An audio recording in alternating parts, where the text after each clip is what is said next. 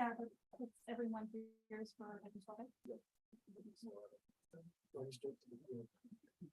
I'm finding Dr. Sayas just in case. Oh, yeah. But I'm also. The 12A, item 12A. There, yeah, no. Okay.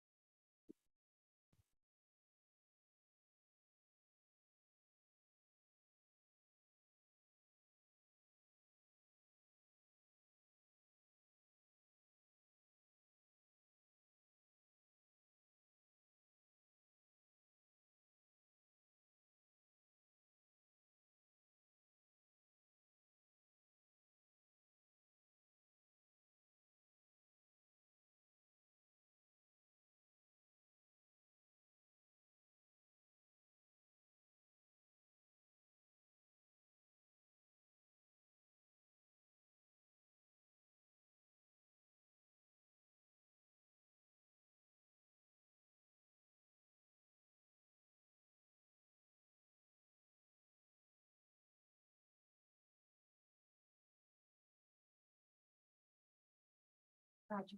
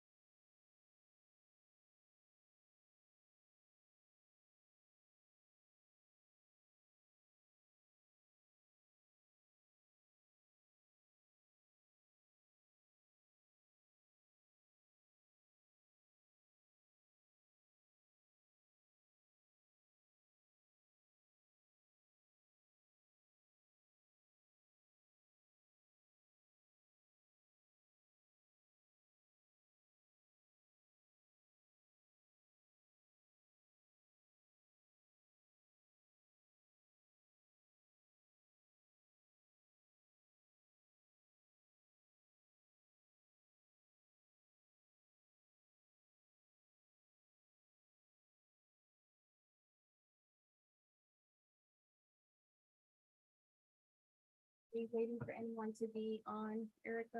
Wait for Sam, or we're good? Okay, We're good? yes. Call the roll, please. Mayor Mitchell, Vice Mayor Santin, Here. Councilwoman Bravo. Here. Councilman Behet. Here. Councilman Vasquez. Here. There is a quorum present. Thank you. All rise, please, for the invocation by Councilman Vasquez. If you're able to rise.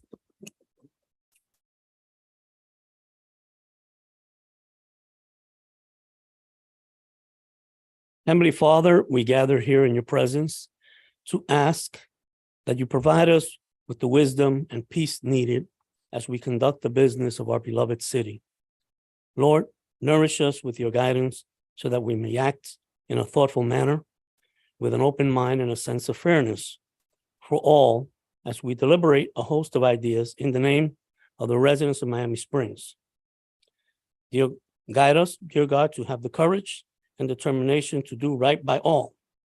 And in addition, dear God, please watch over our former colleague, Bob Best, as he recuperates from injuries sustained from a fall a few days ago. May he have a speedy and safe recovery. We ask all of this in your name and we say, amen. Please join us for the Pledge of Allegiance. I pledge allegiance to the flag of the United States of America and to the republic for which it stands, one nation, Under God, indivisible, liberty and justice for all.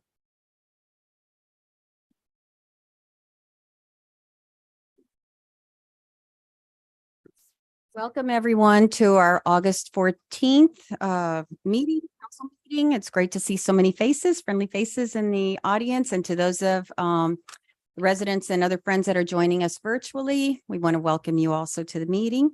So let's get started with agenda item 4, awards and presentations. And we have a presentation by Mr. Rob Gordon, awarding the City of Miami Springs the STEM City of the Year Award for the city's consistent support of STEM activities at the Recreation Center for over the past 10 years. Is Mr. Gordon here? I don't see him in the audience. No. Okay, we'll defer that to the next meeting. Our next awards and presentation is Lieutenant Vince Gonzalez of the Miami-Dade Fire Rescue. Lieutenant, welcome. You're presenting on the HELP initiative, your new initiative. Yes. Good evening, everyone. Good I'm evening. Vince Gonzalez. I'm lieutenant with Miami-Dade Fire Rescue and one of the instructors of the HELP training course.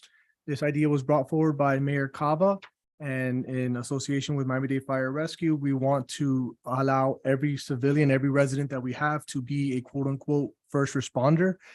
It's a completely free course. We're training staff, we're training residents, anyone who'd be interested. We provide mannequins, tourniquets. We're trying to go over basically CPR, use of AED, application of tourniquets, how to look for signs and symptoms of stroke. Basically encouraging and empowering anyone to be a quote unquote first responder until a higher level of care arrives to take over. All we ask is a location to host this.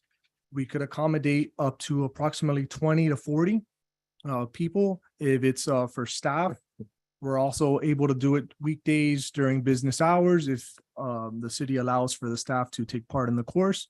For residents, we could do it weeknights. We found works best for those who work as well. We would basically have like this paper that you have here, and you would have its own QR code for the city residents. They just scan, it's an Eventbrite, and they log in. It could be private, so it's residents of Miami Springs taking part in the course. It's about an hour and a half, 2 hours. We can tailor it down or more, depending on what everyone wants. And that's basically it. That's the idea of the course. We've done it with other cities as well, churches, youth groups, and gotten really good response. You're not getting an actual certification, but it's more of an awareness level and just to give you a little more confidence to, act in the case of an emergency. Through the chair. Yes, sir. Lieutenant, first of all, thank you for being here tonight and thank you For having us. for the service that you provide. And I'm glad that you guys are working with the American Heart Association, an entity I worked for many years ago. And so any and all initiatives like this are welcome, particularly for the residents of our city. If no one's ever taking a basic CPR course awareness, you never know when that's going to happen and when you're going to need those skills and how important it is for situations that may require the immediate care. Like you said, this is not a full-fledged certificate, but an awareness in case of a situation, what you can do to help while the first responders get there. So thank you for doing this. Absolutely. It's my pleasure. Any other Thank you. questions, for the Lieutenant? Sure. Lieutenant, just so we understand this, it's a kind of a first aid course. When it says first responder, it's more geared toward providing assistance to someone that's injured. Correct. Right. Not only injured, not an actual CPR, like BLS certificate, but we are trying to put together things that are pertinent, things that we're seeing unfortunately in the news, tourniquets, which is not normally part of that class we're offering. So, people can act if there's ever an emergency. Choking as well, we're going over. Stroke was never part of the BLS course. We're offering stroke. So it's more like what we see there's a need for in the community. You're not going to get an actual certificate, but this is an American Heart Friends and Family, I guess like a blessing class, like awareness level course. Okay, Through- wonderful. through the chair. Yes, sir. Yeah, and in my experience, this could be an opening for a number of people to want to continue and Absolutely. get a full certificate. So Absolutely. I think Thank it's you. it's very timely too with hurricane season right upon us. You never know. I know we're all crossing our fingers and toes and everything, hoping we don't get one. But if it does, having this kind of knowledge in the community to help your family and neighbors and friends is really helpful. So, okay, since this is a presentation, I think we can go ahead and have a consensus here that for the lieutenant to work with the city manager and schedule something at one of our facilities to provide it for our residents. Awesome. Okay, Absolutely. is there a consensus for yes, that? yes, yes. Okay, great. Thank you so much. Thank you, Lieutenant. Thank you. Thank you. All right, our next presentation is by, from Pastor Dan Gossett of the City Rev Church. Welcome. Some exciting news. Good evening. I'm not Good Pastor evening. Dan, but my name is Chris. I'm one of the deacons at Miami Springs Baptist. And we have made a decision with another church to hand it over to City Rev, which is also another Baptist church. And we just wanted to introduce them to you all and let them introduce themselves. It's going to be a wonderful thing to have them in the community. And there's just great things are going to happen. I just would like to introduce Pastor Dan and Pastor Roby here. Hi, Hello. good evening. Welcome. Honored to be here. My name is Pastor Roby Barnes. I'm the lead pastor of City Rev Church. This is the Pastor Dan that you mentioned earlier. He's our executive pastor, and but honored to be a part of the Miami Springs community. Just a little bit. I won't go on and on. I'm a preacher, but I'll try and not be long-winded. But City Rev Church, we're a church that's passionate about lifting up Jesus, having a healthy community, studies the Bible. And we're named City Rev because we love and care about the communities that we're in and love serving the communities that we're in. We have a presence in West Pembroke Pines and in Cooper City. We have many of our people that attend our church grew up in Miami Springs, work in Miami Springs, play in Miami Springs. Some of them live in Miami Springs. And so they're very excited about the news of having a City Rev presence, but mainly just excited to get to know, as from your all's perspective, your vision, your hopes for the Miami Springs community, and just to get to know the needs and the ways that we can support, encourage what's going on here, and just get involved in any way that we can. So honored to be here and just continue to get to know the great city of Miami Springs. Thank you. Wonderful. Any questions?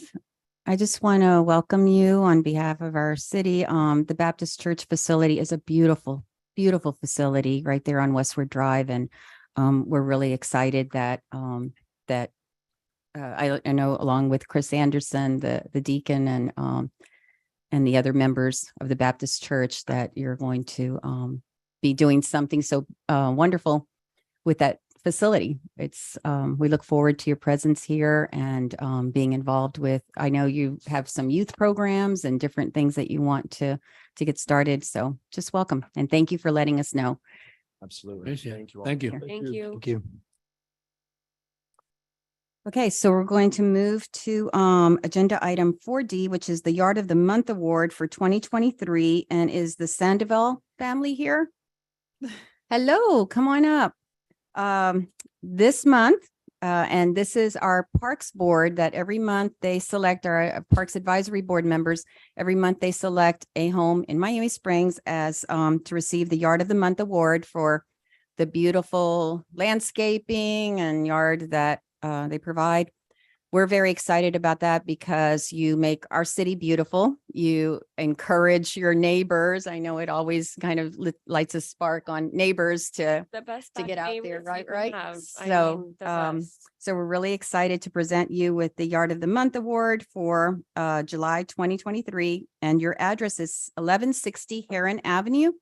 So I encourage our residents to drive by and visit your yard, just enjoy it, maybe stop by for a cup of tea. No, I'm just kidding.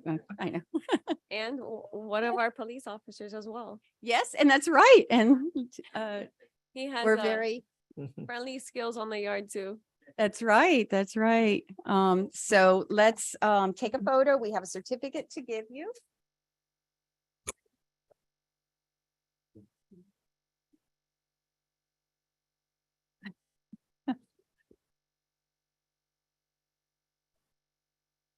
Does the yard work? Oh, it's. I just picked the plans and numbers. She comes up with the idea. She's gonna make it happen. Sun hat, you know, when we throw- yeah, right.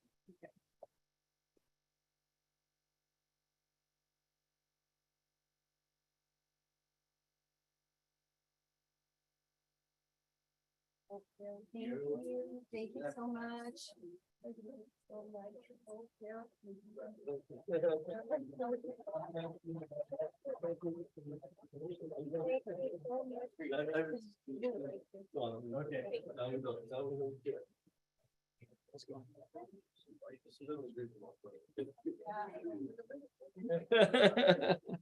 So 1160 Heron Avenue. Be sure to drive by sometime this next month.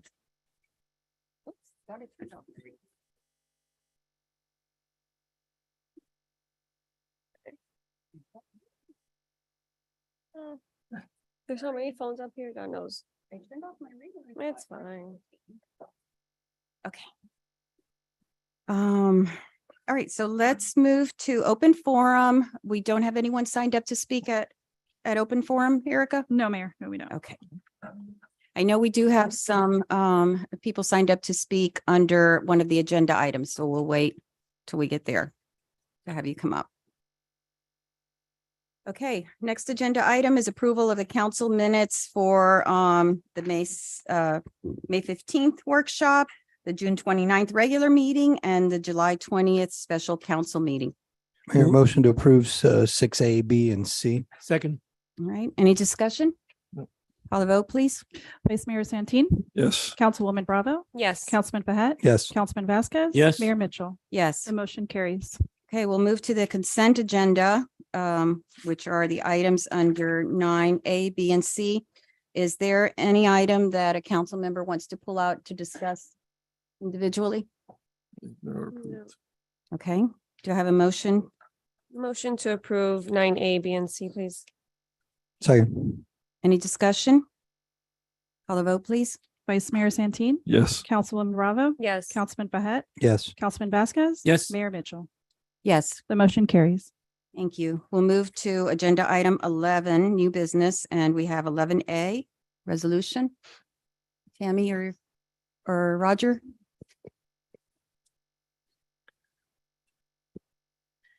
This is a resolution of the mayor and the city council of the city of Miami Springs, Florida, appointing one Carlos J.C. Jimenez as city manager, authorizing the mayor to execute an employment agreement on behalf of the city related to the city manager, providing for implementation and providing for an effective date. Motion to approve. Okay. Second Is there that a motion. second? Okay, and this is to approve the, I just wanted to make sure that everyone has the latest version of the contract. So a quick point of Chris. clarification, Mayor, members of the council. Between last Friday and early today, there was a minor point of clarification that was made to the agreement. There should be a revised agreement on each of your desks. Section 13 of the agreement.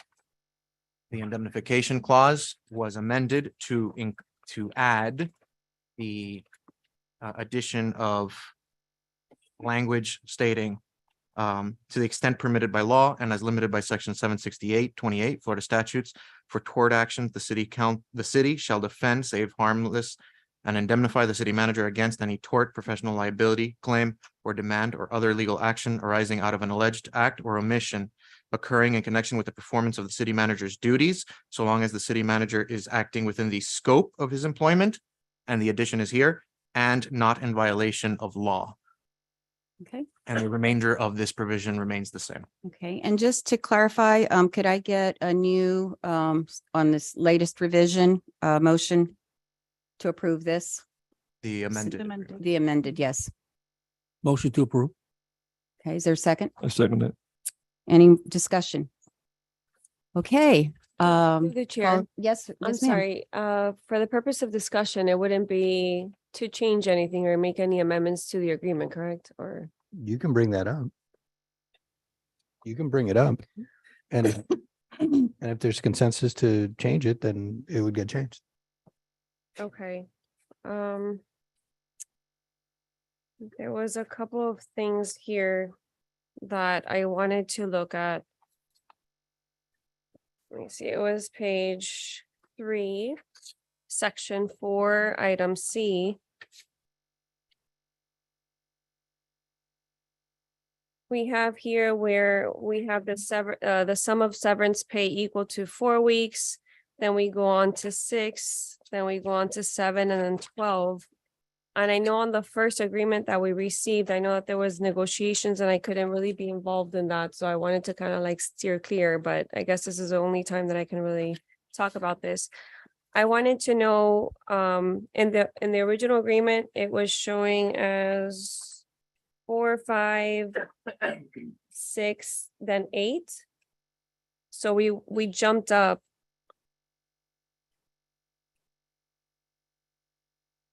After September 26th, we went up. I guess what I'm trying to say would it be possible to do 4, 5, 6, and 7 in increments instead of 4, 5, 6? I mean, 4, 6, 7, and 12. Can we bring it down to 4, 5, 6, and 7? Again, I don't know if that's if JC would have to obviously, voice his opinion on that.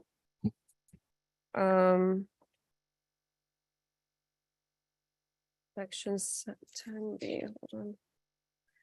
And also page number 5, we have vacation, holidays, and sick leave.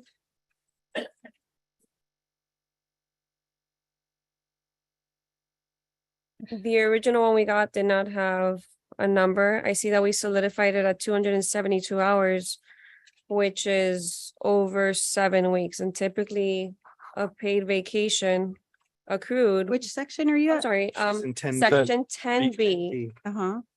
So 272 hours is equivalent to about a 7 weeks vacation payout. So this is the cap that we provided, 272 hours. Is it common to do an 80-hour type of payout, which is a 2 weeks pay? But Okay, that's this if is- that's if it's this is accrued and Accrued leave. not used. Right. Accrued and not used, This is okay? leave, it's the same that we have with the other city employees that That's- puts a limit on. If Yeah, they don't use their vacation leave, they cannot continue to accrue it and accrue it and accrue it forever. And then Okay. when they go to retire or leave, we have to pay it. So this clause is the same as we have for other employees. That It's says consistent with general basically employees. you have to use your leave or lose it after you accrue this much. okay, so Can't- that's, yeah, okay, so it's okay, in dealing with combination. vacation. It has nothing, Okay, and it's consistent with what we have for other employees. okay. It would take a person a good amount of time to accrue Right. that, to get to the cap and accrue that many vacation And not be days. taking vacation. Right, and not be days. taking vacation. We should be so lucky in that case- we just- have somebody that. What is it? It protects the city from having a large Yes. payout. when they leave Absolutely, a yeah, I get Vacation, that. accrued I just vacation. didn't know if that was accrued or not. I missed that word. There was one other item here, sorry. There was one. I underlined it here. I don't really like to leave things up to the city that much because it weighs a lot of responsibility. So it's page 3, section 5. Termination by the city manager, should he wish to go.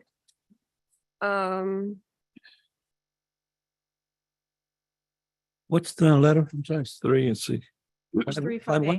5A. 5A, okay. Section 5. Termination.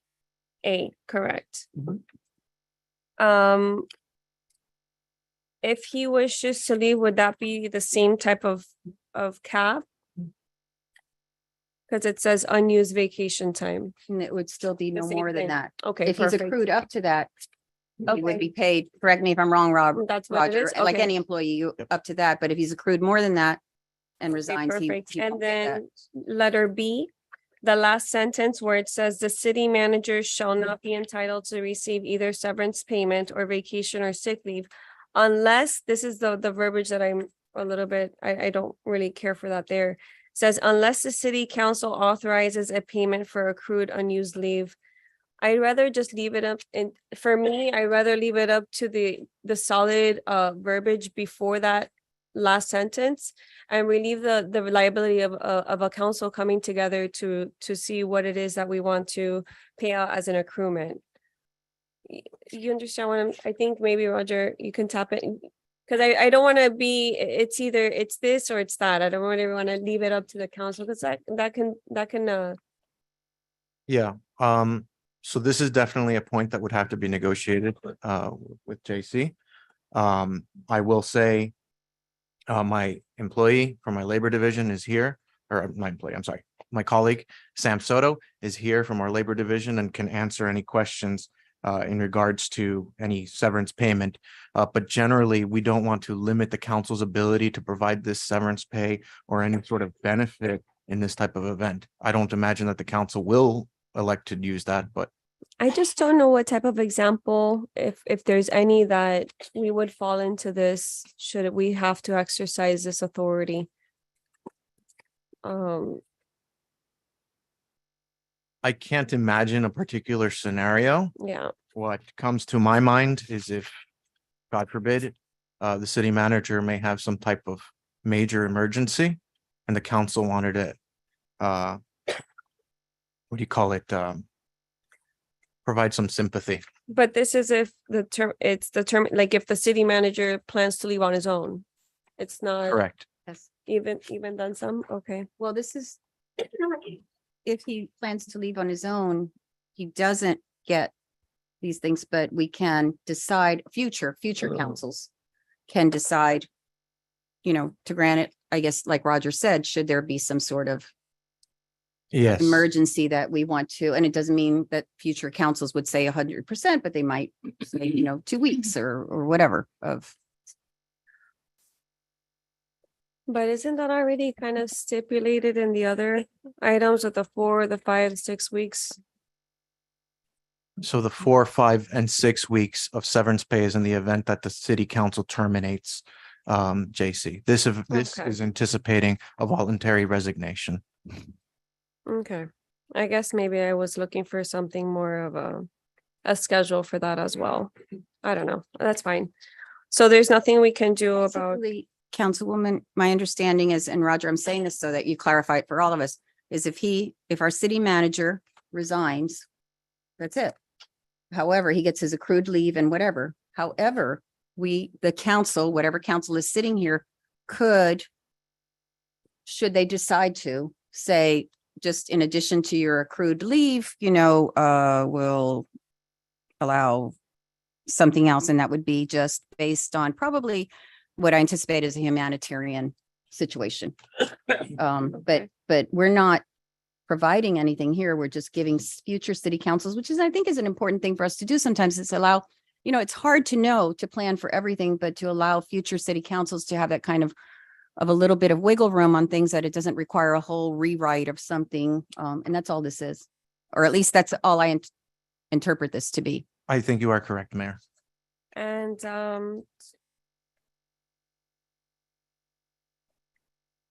so yeah, I think on page 3, item C, I'm not for that, those big gaps of week increments, Okay. but that's just me and you guys. you So have a let's go back. second? The other things that you had, your questions were answered on the others. Okay, so you still have, okay. Um,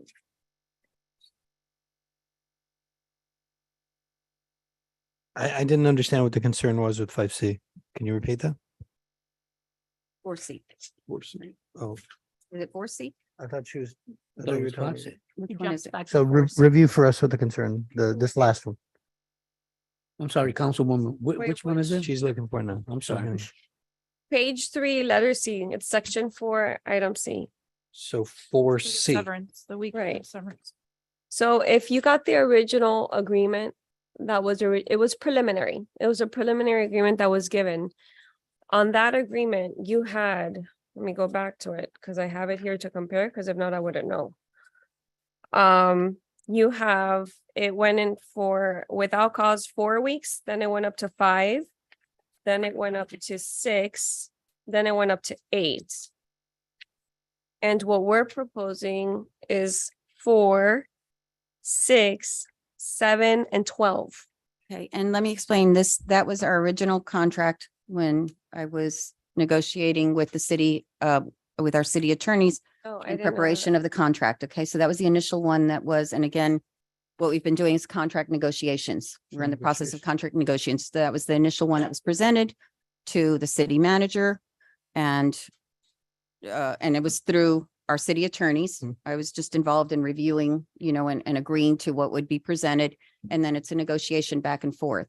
So as it came back with additional request, it was pruned down to this. And again, that's just the negotiation. So the first thing that you saw was the initial thing that was presented, Right. with the first negotiation, if that It explains just- it, Roger. That's exactly right. Okay, The increments are just too much, in my personal opinion, but that's fine. I'm not gonna. Okay. You can always, if you want to pass a motion to try to change it. Sure, I'd like to You know, you'd have to have support and this would delay. Roger, can you explain the reasons perhaps for the severance being, and again, this was based on information provided to me through our city attorneys of Correct. with their experience of contract negotiations. I didn't prepare it, but Right. we Can I- discussed the terms of it. Can I ask a question of the councilwoman? The bump in severance pay is based on years of service after a certain number up to 2027. If would terminate the city manager, but you're saying weeks of pay that they get, like, I feel like for the difference in weeks in pay, I think are kind of commensurate to the number of years that the city manager is in place before a termination. I think you were saying, what were your numbers again that you were They're going proposing? up a year. You have 2024, 2025. they're going up 26 and 27. year. So it's one. So, I mean, you don't have to go up. Like, for example, the first year to 2024 to 2025, you go from 4 weeks to 6. So it's a bumping up of 2 weeks. Then from 2025 to 2026, that's 1 year. Okay, you bumped up 1. That makes sense. Then you go from 26 to 27, you've bumped it up 5 more weeks. Okay, and I guess one of the things you should know is our former city council member, a city manager had severance of 18 weeks. Right. It's, my understanding is, it's pretty consistent with providing someone at city manager's level, severance pay like this, because it's a difficult job. It's not I something get that, it. that you can just jump and get to it. First of all, they have to give us 2 weeks notice that they're leaving and, so ideally, this will never happen, but should we need to terminate them, we have a reason that if we terminate you, then, and Roger, perhaps you can explain, and I'm explaining what was explained to me Yes. from our legal counsel that we will terminate you and we have, Yes. and you can have the severance pay. Well, Alonso was here 20 years. So if he got 18 weeks right there, That would it's have been if about he a was week. terminated. Right, if Would he have been- was, it would have been 18. So what I'm saying is basically it's in increments of 1 week. Well, Is let's there- hear from Roger. Yeah, I mean, So to the first point that the mayor brought up, this was indeed negotiated severance pay, or the severance week calculation was a negotiated point. There were many considerations that were brought up, including, for example, 2025 is a particularly unique year because it is an election year. And, this was a negotiated point on that part. Excuse me, could I ask you, please, we're trying to hear, and if you would step outside, if you're going to have a conversation, please, just because we can't hear. Thank you. Sorry. Okay. So, as to the particular jump between 4 and 6, that was negotiated in particular because of the uniqueness of the 2025 year. That's why from 2025 to 2026, the week of severance, the number of weeks of severance that increases is only 1. There was also discussion about the number of severance weeks that would be afforded to JC in the event of a termination by the council. After, I believe it's 4 years of service, and we felt it was fair and, compared to other market severance rates, was in line at 12 weeks versus the originally proposed 8 weeks. So these are business terms. They were negotiated very aggressively by the mayor and with the assistance of our office. And these are the terms that we felt were fair with JC. Nonetheless, Councilwoman, if you want to make a motion to have it changed, you have every right to do that. And see it If I carries. may, Mayor, as well, as to the former city manager's contract, it did not escalate. It was from the beginning a 60 days of severance, which is calculated a little differently from the weeks calculation here, but so the total was 60 days. correct. Yes. And that's- there was a differentiation, 60 days if the former city manager provided 30 days notice, and 90 days if there was no notice provided. So that roughly is 3 months. If we provided no If- notice. and The it- city yeah. provided no notice. Now, I will note, and this was a point that we had discussed quite a bit. If the city manager does provide notice or rather, if the city council provided notice of its intent to terminate, the city manager would still be under the HR rules. So we would still be paying them. So the differentiation between notice or no notice ended up not really being of too much value there in our comparison. And let's, before, if Councilwoman wants to make a motion before we do that, so we're all on the same page, Roger, what would happen should That's the point. there be a motion and it passes to change the contract? So if there is a motion to amend the severance pay schedule, we will obviously have to confer with JC and make sure that he is okay with that and accepts that severance pay change, because this has been negotiated. And that's not something that occurs here. It occurs privately, right? So I would, that yes. would, Unless this, unless JC would want to accept right now, but I think he would want to consider, the impact of any changes. okay. And then what does that mean for, just so that we're all on the same page for the contract? If there are revisions to it, it would come back before the council at the next council. Well, we have a budget meeting Monday. So conceivably it could come back. Presumably on the August 29th. 21st is our budget, and the 28th is our regular. Okay, so presumably August 28th, unless the council wanted to call a special council meeting.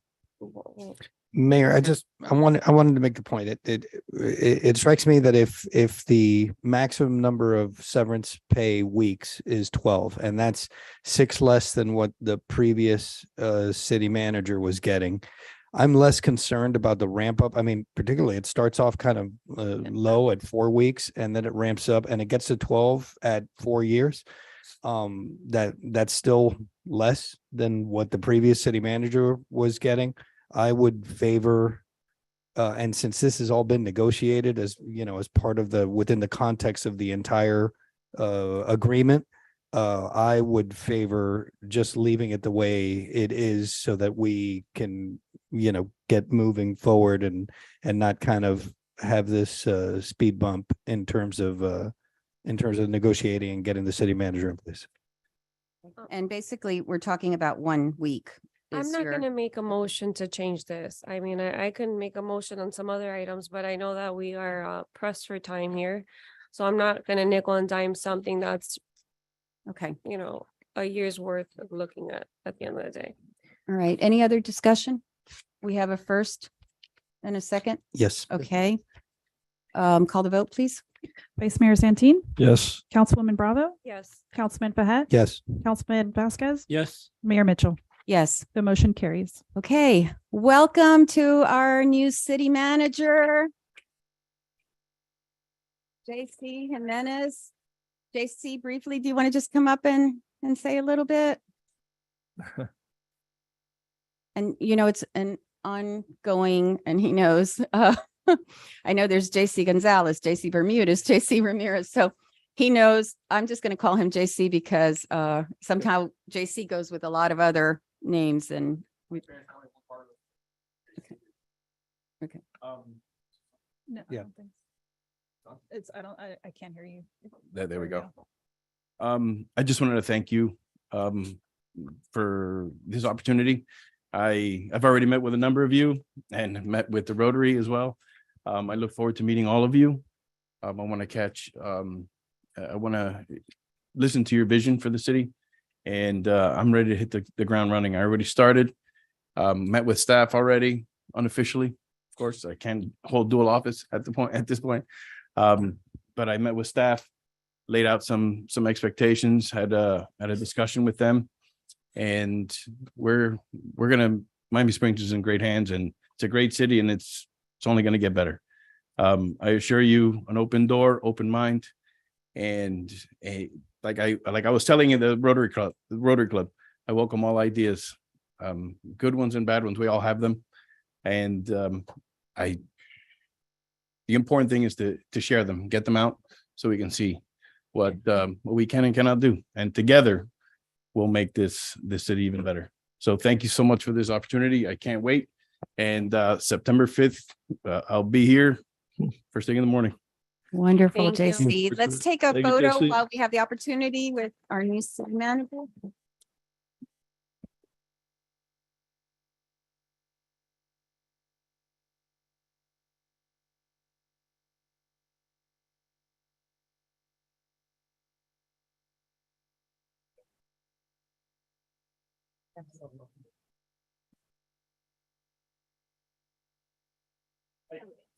Here, so we have to make Duncan and Vasquez go up. You sure? Okay. All right.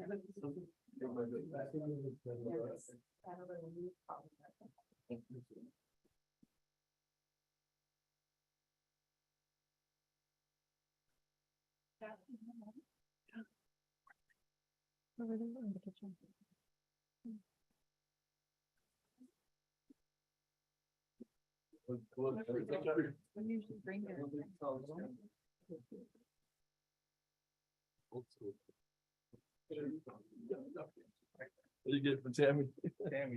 JC, welcome again. You are going to be joining and working for, I am 100% convinced, the best city in all of South Florida. We have the best location, the best residents, the best business owners, and we really are looking forward to having you on board. Thank you. And best employees. Forgot to say that. All right, so let's move on to, let's see, we're at resolution 11B.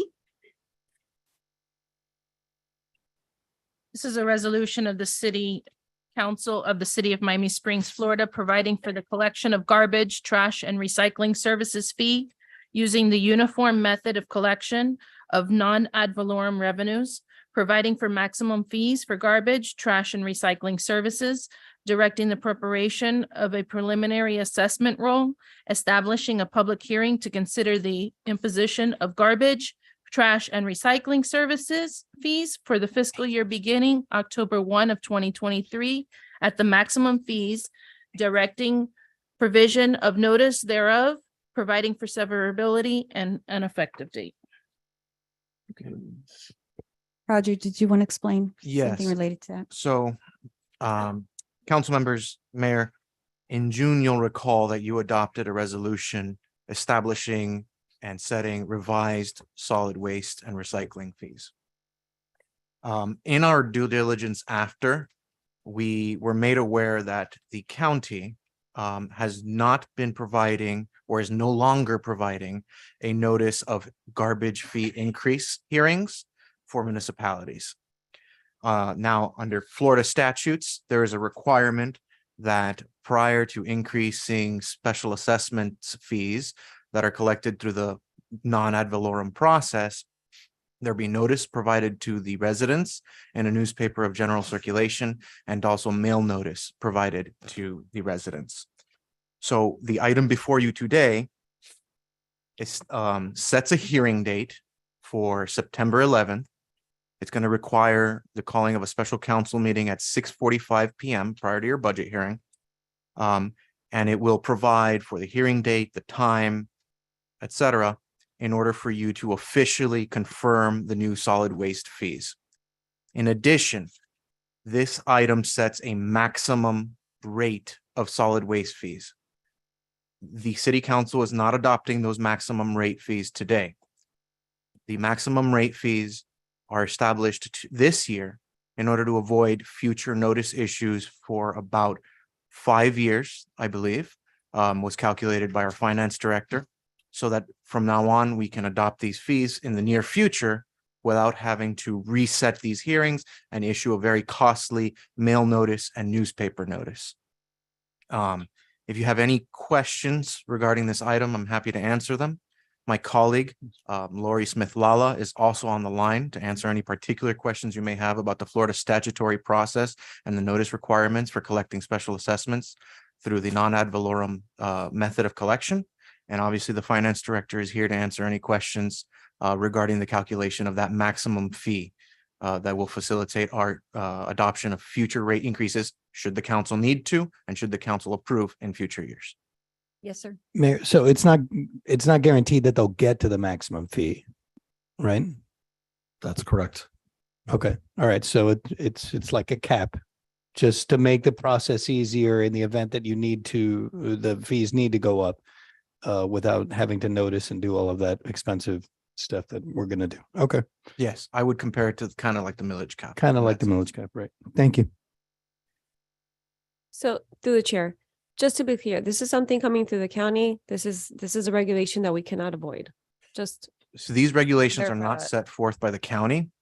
These regulations are set forth in the Florida statutory code. okay. The reason I mentioned the county is because previously the county would provide notices on behalf of municipalities advising solid waste users of any potential increases and when that hearing that a municipality will hold on those increases would be heard. Okay. They're no longer doing that. So Understood. No, it's not something that we. Okay. Is there a motion? Chris, any questions for Chris? Our finance director on this? Is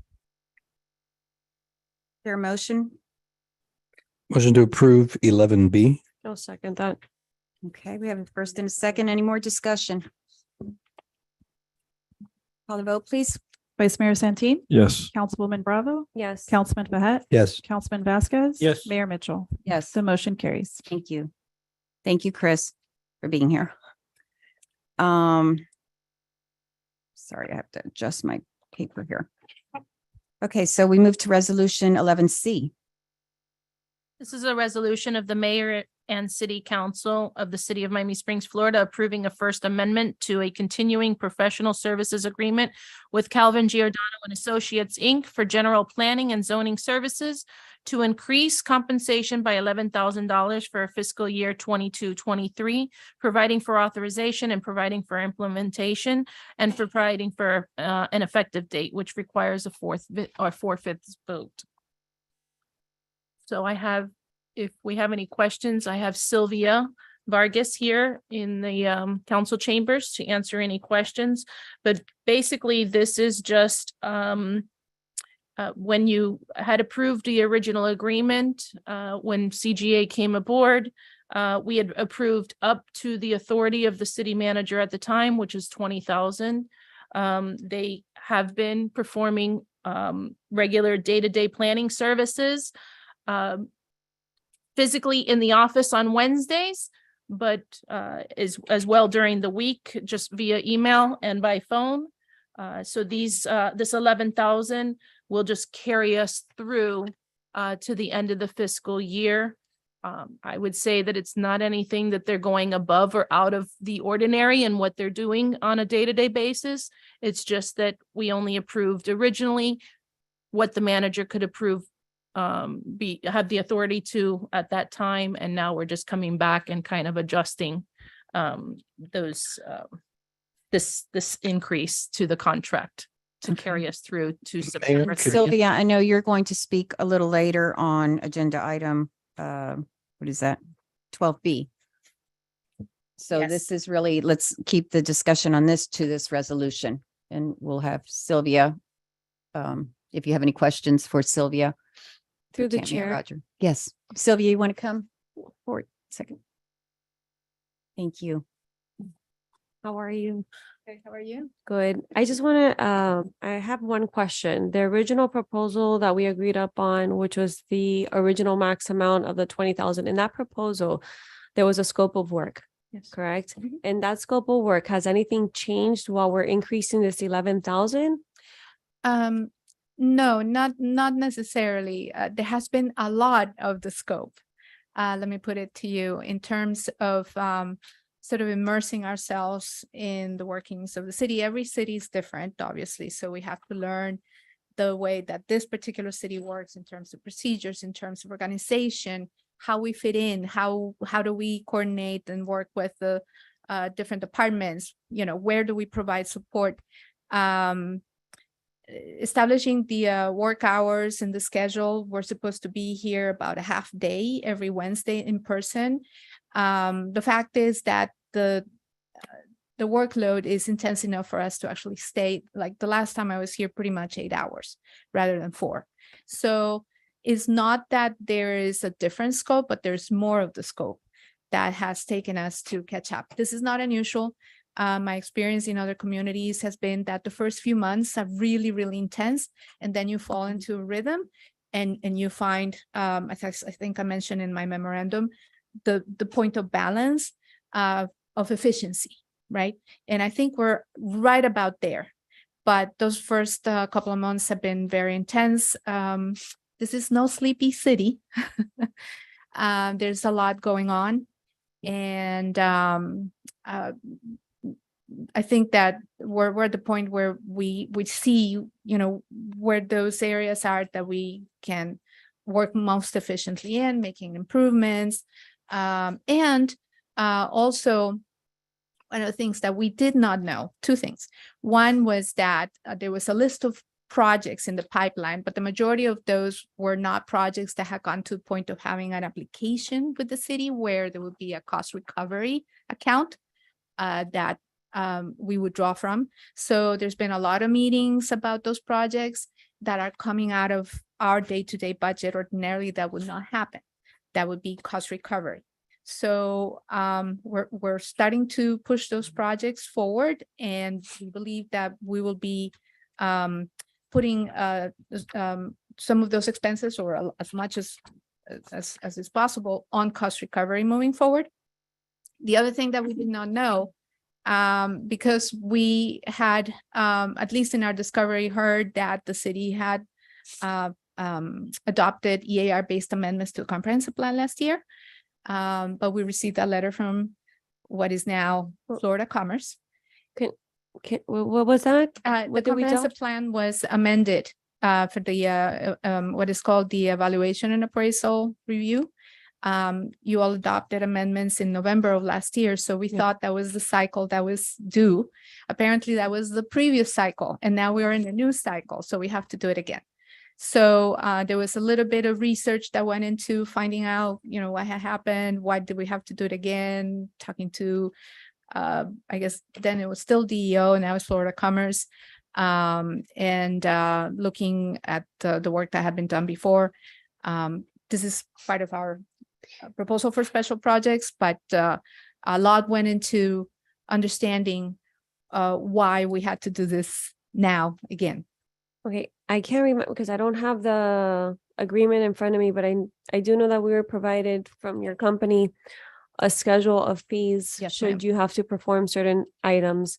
And the 11,000, does that correlate with the list of cost of services that you would be providing in here?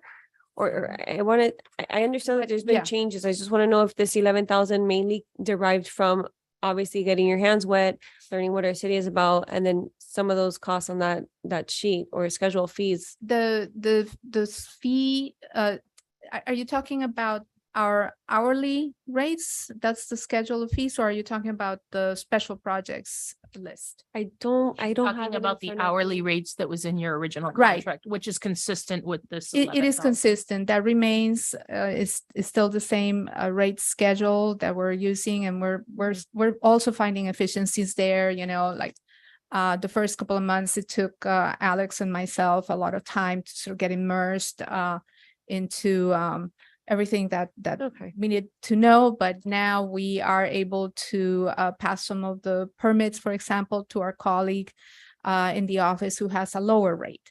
And so we're finding efficiencies in those ways. And again, my experience is that there's a little bit of a fire hose effect the first couple of months, and then things settle down, and we go, I would say, on a monthly basis for a much lower expenditure of budget. So that's why, based on that and where we are now, we believe the 11,000 will carry us through the end of the year, and we will be able to not only continue at that rate into the new fiscal year, but probably also find more efficiencies and Okay. hopefully go even lower. So if we would have gone under contract for 31,000, there would be no increase today. That is Okay. correct. That's our estimate. Yes. Through Chair. So Yes, our sir. contract is for Hi, 31. Sylvia. Hi. Could you expand a little bit on the cost recovery? I'd be interested to hear, I think we would to Sure. projects and where that How much? Maybe, I don't know, maybe you can project that, but Well, almost every community today has a cost recovery policy, which is that if you have consulting services that you use to review development, whether it is for planning and zoning, landscape engineering, or any other disciplines such as the ones that my firm offers Mhm. in-house as a full menu of services, but occasionally also legal. I would say the cost of providing those reviews, the management of those projects essentially from initial intake of the application all the way to approval, including meetings, including writing your reports, including doing the reviews, anything that has to do with that project is covered by the applicant. In other words, it doesn't come out of the city's budget. No. The city of Miami Springs has cost recovery. I haven't found that it's been, I don't know, very consistently used perhaps. And when I looked at the fee schedule, it looked a little unclear to me. And if I'm a little unclear on how it works, perhaps developers are also unclear. It's one of the things that we're kind of looking to perhaps clarify and try to insert more consistency into. But some of the projects, projects that are coming in, so far, we have not been able to put our time on those because there have been no official applications submitted and no fees paid yet. So, for example, one of the ways in which other communities would handle that would be instead of having a whole bunch of meetings ahead of the submittal of an application, there may be a pre-application cost recovery, where all those meetings that happen before the official application is made go on their own cost recovery as pre-application fees. okay. Thank you. So basically, they're a pass-through. It's a pass-through. Yes. And I think last year we voted on something to start that process because we were Correct. not consistent with other cities in having an active cost recovery for the services. So thank you for looking into that and making sure that there is consistency and it's equal to what's a standard applied, by municipalities. Any other questions? I think, pretty much, I think for now, the reason that we obviously brought you guys in is to give a good assessment of how we can get better and more efficient and continue to bring more We're development. constantly And, looking. right. So for right now, it's not the time to talk about later on. Maybe, obviously we'll have to make a decision as a council, whether put somebody full-time staff, Yes, but sir. at this moment, I'm happy with the decision we've made with you on board. So we have to Thank move you. forward. We're happy to be serving here. I enjoy my Wednesdays. Mhm. Thank you, Sylvia. Okay, any other, do we have we already motion? take a motion We on don't this? have- No. No. Okay, is there a motion on eleven Motion C? To approve 11C. Do I have a second? Second. Any more discussion? Call the vote, please. Vice Mayor Santin, Yes. Councilwoman Bravo, Yes. Councilman Behet. Yes. Councilman Vasquez. Yes. Mayor Mitchell. Yes, The motion carries. thank you. 11D, please. This is a resolution of the mayor and city of council of City of Miami Springs, Florida, approving an amended and reinstated interlocal agreement with Miami-Dade County relating to the reestablishment and distribution of the 6-cent local option tax, gas tax, providing for authorization and providing for an effective date. Roger, do you want to explain that? So historically, the county has imposed a 6-cent sales tax on gas sales in the county. The county is required to adopt an ordinance every 30 years, reimposing or reestablishing that sales tax. The last time the county imposed this was in 1993, which is a very good year. I'm sorry. And it is going to be readopted this year. Now, in order for the county to readopt this ordinance, they're required to enter into interlocal agreements with at least half of the population of Miami-Dade County that resides in an incorporated area. So as a municipality, we do urge and recommend that the council adopt this ordinance, or sorry, this resolution, authorizing the entrance into an interlocal agreement so that the county can continue to accumulate the amount of individuals that they have in agreement with municipalities. If there's any questions, I'm happy to take them. To the chair. Yes. This is totally foreign to me. So can you tell me what the accumulative benefit for everyone in Miami-Dade County is approving this resolution? Let me bring up Yeah. Chris as well. Oh. Because I really have no idea how this works. Good evening again.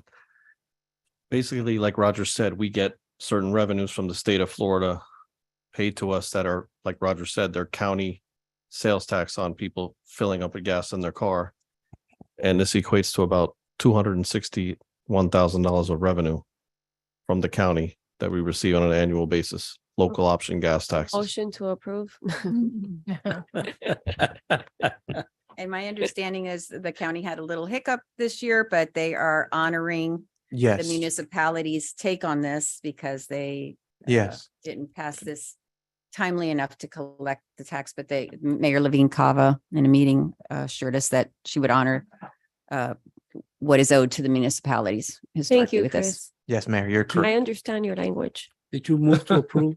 Yes. Motion to approve 11B. Okay, any, excuse me, any other discussion or questions for Chris or Roger? No. Call the vote, please. Roger. Vice Mayor Santin, Yes. Councilwoman Bravo, Councilman Behet, Yes. Councilman Vasquez. Yes. Mayor Mitchell. Yes, The motion carries. thank you. Thank you. Okay, we move to agenda 12, other business, and 12A is a request by Councilman Fahet. Okay, so thank you, Mayor. I wanted to, Oh, excuse me, 1 second. Sorry. Before we have several people signed up to speak on this agenda item. So I'm going to allow everyone the opportunity. You can speak before we discuss it, or you can wait and speak after we discuss it. And I'll extend that to every single one of you, speak before or after. So let's see. be okay with them going before. If they want to, but sometimes they would rather hear what we have to say and speak afterwards. And it's an agenda item. So Dr. Sayas, would you like to speak before or after? Okay, so hold on 1 second and let me just get everyone else. I want to make sure. Maribel Martin, do you want to speak before we discuss this item or afterwards? Okay, I'll put you, pardon me? After, she said. Okay, after. Okay, Leah Camps? Yes. Okay. I'm sorry, let me put on my glasses so I can read these. Okay, is it Michael or Michelle? How do you pronounce your name, sir? Okay, after or Michelle. before? After? Okay. Nicholas Rodriguez. And Johanna Alexander or Hernandez. Oh, okay, sorry. After? Okay, and the reason that I'm allowing you to do that is because sometimes residents speak before an agenda item, and then when they hear their discussion, they want to speak again because, and I will tell you this, each of you that are allowed to speak, you have 3 minutes, okay? 3 minutes to speak, so please plan out what you want to say to make it concise. I think Dr. Sayas may want to reconsider since everybody else. Okay, all right. So we have everyone after. And Good. Mayor, we do have 3 doctors, so they're just, I don't know. So, I feel we should address them by doctor, but yes. okay, well, who are those? I have a doctor. Zayas is the only one that I have as doctor listed on here. Doctor, Well, when you come up, you'll introduce yourselves. Okay, Great. let's do that. The others I have just a first and last name. Okay, so that way you hear the discussion and then you have the ability to, but again, start formulating what you want to say. You have 3 minutes. Please be respectful of that. You know, when the 3 minutes are up, when we ask you to let the next person on, kindly do so. Okay, Councilman. Thank you, Mayor. Okay, so I wanted to bring up for discussion as a kind of a policy discussion with you guys about the permissible uses currently in the overlay district. Just a review for everybody, the overlay district is an overlay over the central business district. There are certain permissible uses within the central business district.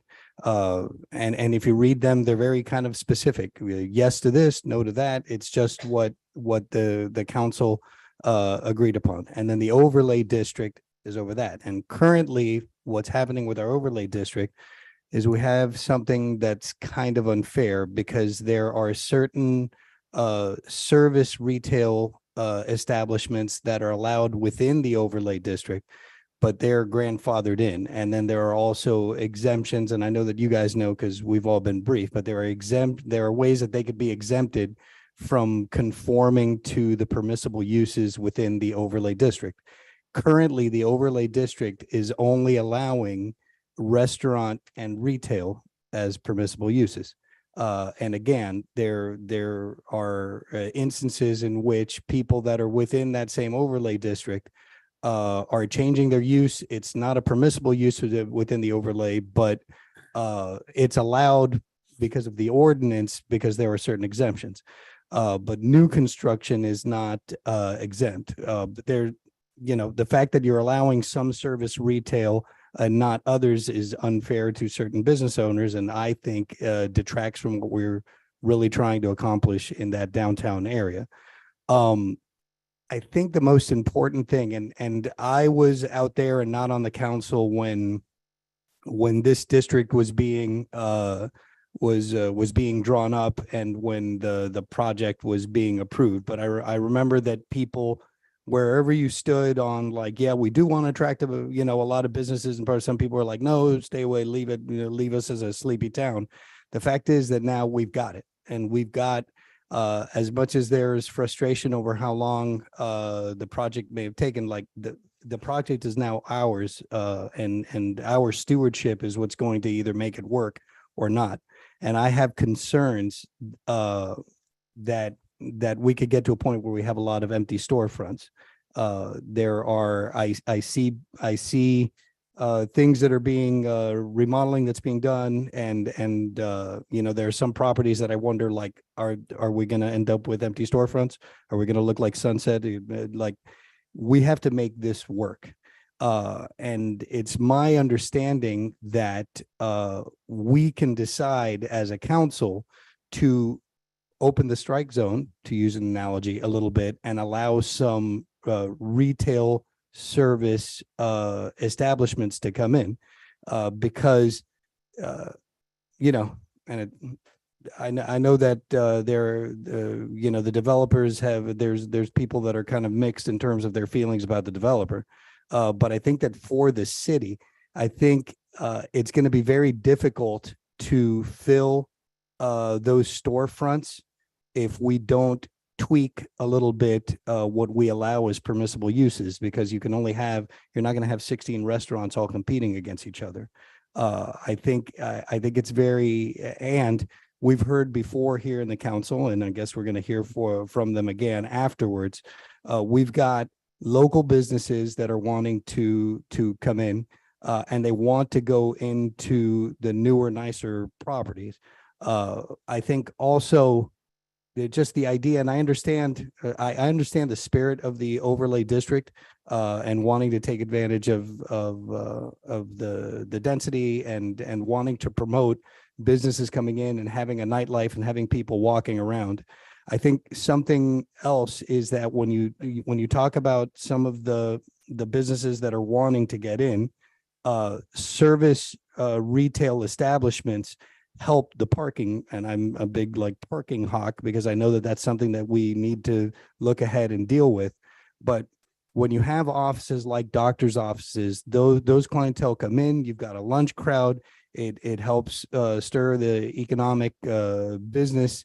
But then as those offices are shutting down and leaving, that's the same time that people are coming in to eat at restaurants. And that's kind of the thing that we were looking to promote. is to have people, and I don't like, I guess because to me, I feel like looking back, maybe it's a little arbitrary, but to say new construction in the Gateway Overlay District has to be restaurant and retail, because you want people like, you don't want any storefront like closed. You don't want an office that's closed. But like my son just turned 17, but his whole life has been going to Pediatric Associates in Merrick Park. They're great pediatricians. They're right next to Nordstrom. It doesn't bother them or Nordstrom that they're next to each other. I think that for parking reasons, for reasons of fairness, for reasons of trying to ensure that we don't have empty storefronts, and we need to make this thing work in terms of our stewardship as a council. I think that it's something that we need to consider. I think another point is that we're going to hear from somebody who has a business in the overlay district that's been grandfathered in, but this person has grown her business and she wants to be in a larger, nicer, newer location. I think that when property owners within the overlay district see that tenants are wanting to go where it's newer, it's part of that area, I think that's going to motivate business owners to remodel, do the front fascia of their building, make it look nicer, which is part of the spirit of what we wanted to do in the overlay district. I also, without getting into details, I know that my colleagues here on the dais know, we can, by reconsidering, the permissible uses, we might avoid some legal challenges, right? That the city's having to deal with. And again, I think what kind of sells it for me is when you look at the ordinance for the central business district, which is the underlying under the overlay, it's very specific. It's like, we want this, but we don't want that. And I feel like we could be just as nuanced and just as specific to open up the strike zone a little bit and allow some businesses, because as we've all been briefed on the plans, obviously nothing is solidified, but we hear about chain restaurants coming in. There's going to be a sports bar that's going to take up quite a few bays. Ceviches is going to be moving over, an Indian restaurant, Mario's Pizza, Juan Valdez Coffee. That's going to be great. But we've got a whole bunch of businesses that are all locals, all members of this community that want to help make that central business district thrive. And they are not allowed to be in simply because it's new construction. And if you take away all these people that are pining to get in, you're going to have a lot of empty storefronts. And I'm really concerned. I'm a little bit concerned about the properties on the other side, the Barry's Cleaner property, and some of these properties that you wonder, like, are those going to get filled? So for all of these reasons, I wanted to bring up to the council to see if we could get consensus to just have a discussion, to have the attorneys talk to us. Let's think about this, because I think it's what's best for the city. I think it's what's best for these business owners who all happen to be Springs residents and are local and have local ties. I think it's what's best for the overlay district and just for economic development in general. So I just wanted to bring that up as a policy discussion for your consideration. Through the chair. Yes, sir. First of all, I want to thank Councilman Fahed for raising this point. I was here and I got to speak to some of the folks, and I knew that he was going to be bringing it. So I'm glad. I don't think anyone could have made a more compelling argument than Councilman Fahed. I was trying to understand why that decision was made when it was made, because I wasn't on council. And I spoke to a former council person about it and was surprised and thought maybe that's not the way it should have gone in a very narrow way. Look, we have been talking about and trying to, with the help of CGA and now the finance director, and looking for ways to make Miami Springs a more welcoming place for business and diversity of businesses, right? I think that and I would agree with the idea we need to. I don't know about opening up the strike zone. I'm a baseball person. I might use another term, changing the strike zone. But anyway, I appreciate the spirit of what what the councilman has said, and I think that we ought to have this discussion and looking at the ways in which we might be able to do this, and to be proactive, to be fair, right? And to be diligent, right? And the things that we want to do. There were, as the councilman mentioned, there were some thoughts about the developers back when it's here. We're done with that. It's here. And now we're dealing with the reality of getting that place hopping, right? And I'm pleased to hear that so many entities have already come into the city, and some of them have already signed contracts. And I'm delighted to have more people, especially folks who have, worked their businesses. I operated one a long time ago, and I could tell you how difficult it is to keep a business going. So I would favor, us having this conversation. We definitely do need to do it as, quickly and expeditiously as we can, given all the other things that are already in place, right? And what would we want, and what would be the particulars of exceptions or changes that might need to happen, so we don't get bogged down in a major code discussion, which I know we might have to have it, maybe not, but I agree to move forward with this. The chair. All the points taken through Walter. I think I mentioned this before. I do want to help our residents and our work community stakeholders. So let's just have a discussion now. I mean, we keep going around and around and around. We have budget, we have this, we have that. But at the end of the day, the competition is going to come, whether it's going to be 10 dentistries, 10 restaurants, 10 whatever.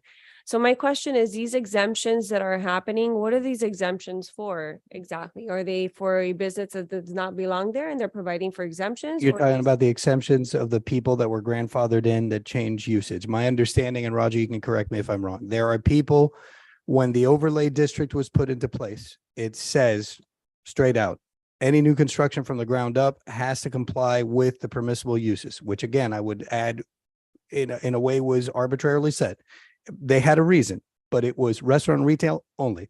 But you have, Supercuts is there. It's not a restaurant or retail, right? But they're grandfathered in. So everybody who wasn't already there got grandfathered in. Now, if your usage changes, okay, we have as part of the ordinance, the ability for the city planner and for staff to exempt them from having to now comply with the usage in that overlay district, because Supercuts is in the overlay district, but because they were grandfathered in, they can remain. But there have been a couple instances where, because of doing remodeling and different things that are allowed as part of the ordinance, they are exempted. That puts undue stress, I think, on new construction. But that's the exemptions are for people who are not are being made exempt from having to come into compliance with only restaurant or retail within the overlay district, which is a huge area. I think that is kind of a limiting thing. Me personally, I feel that this ordinance is very unbalanced from the beginning, because you can't put a cap on businesses. I mean, that's what makes your economy flow through the city. I do want to see some nightlife, obviously, but Miami Springs for me is not ultimately a nightlife city. I think if we change up this ordinance to be more balanced approach, and it should be all even between all three buildings in the overlay, I think that would be a better approach, because I agree with Councilman Fahet. It's a very narrow specific ordinance to a new building, and that's unfair. And to another point, we are trying to, if we start creating this movement where you have certain businesses in the gateway, in the older buildings where you have Starbucks and where you have where M Salon is currently right now, if they're really, really good tenants. So if we have them moving over to the new buildings, or the existing ones that have had facelifts, you're going to now start creating that competition for these owners that own these buildings that are really just ugly. They're not doing anything for our city. They're not putting their part. as city building owners to move our city forward. So I would be in favor of redoing the whole ordinance so that these businesses can go in and a more balanced approach. Now, as far as limiting the type of competition, I don't know if there's some sort of legality, because tap in, Yeah. Walter, I see you want to talk So, there. Just a second, just a sorry. second. Okay, so are you finished? Yes, Let me- I'm Before I done. let's let Councilman Santeen, in case you have something, so then we'll come back to you. I think like there's a reason obviously why we started and created the district, right? Our area was underserved retail for the longest. And it was specific for that area for a reason, right? So obviously it had started the process. And now we find ourselves, where we want to accommodate a lot more that wasn't originally delegated for. But at the same time, the reason was to create that atmosphere, a little bit more lively atmosphere at night, 7 days a week, more foot traffic. Yeah. And bring more visitors to the community. It's great to have all these restaurants, but I'm telling you, our town itself will not allow them to succeed. You need more foot traffic to come in, because it's great to have them, but eventually the competition will eat each other up if we don't help them. Yeah. So I'm not in disagreement that there are certain uses that also could play a good part in helping. Okay, but there are uses that I definitely don't think should be And next to some of these retail businesses. and that's So what I it's not an a la Okay. carte, So just hold on. open conversation of all uses. Mhm. But yes, I am willing to listen. But like I said, I think there's a reason why it was created. And yeah, now we're in a situation where maybe we're not able to completely, the developer's not able to completely lease all the space. But we don't know. We don't know the interactions behind the scenes. Is it pricing? Is it other people that do want to go in there, but maybe they don't want to pay the price at this moment because obviously we don't have the history yet. So I'm open to discuss, but it's definitely not an a la carte thing on the uses, because there's certain uses that I believe in my heart that should not be next to others.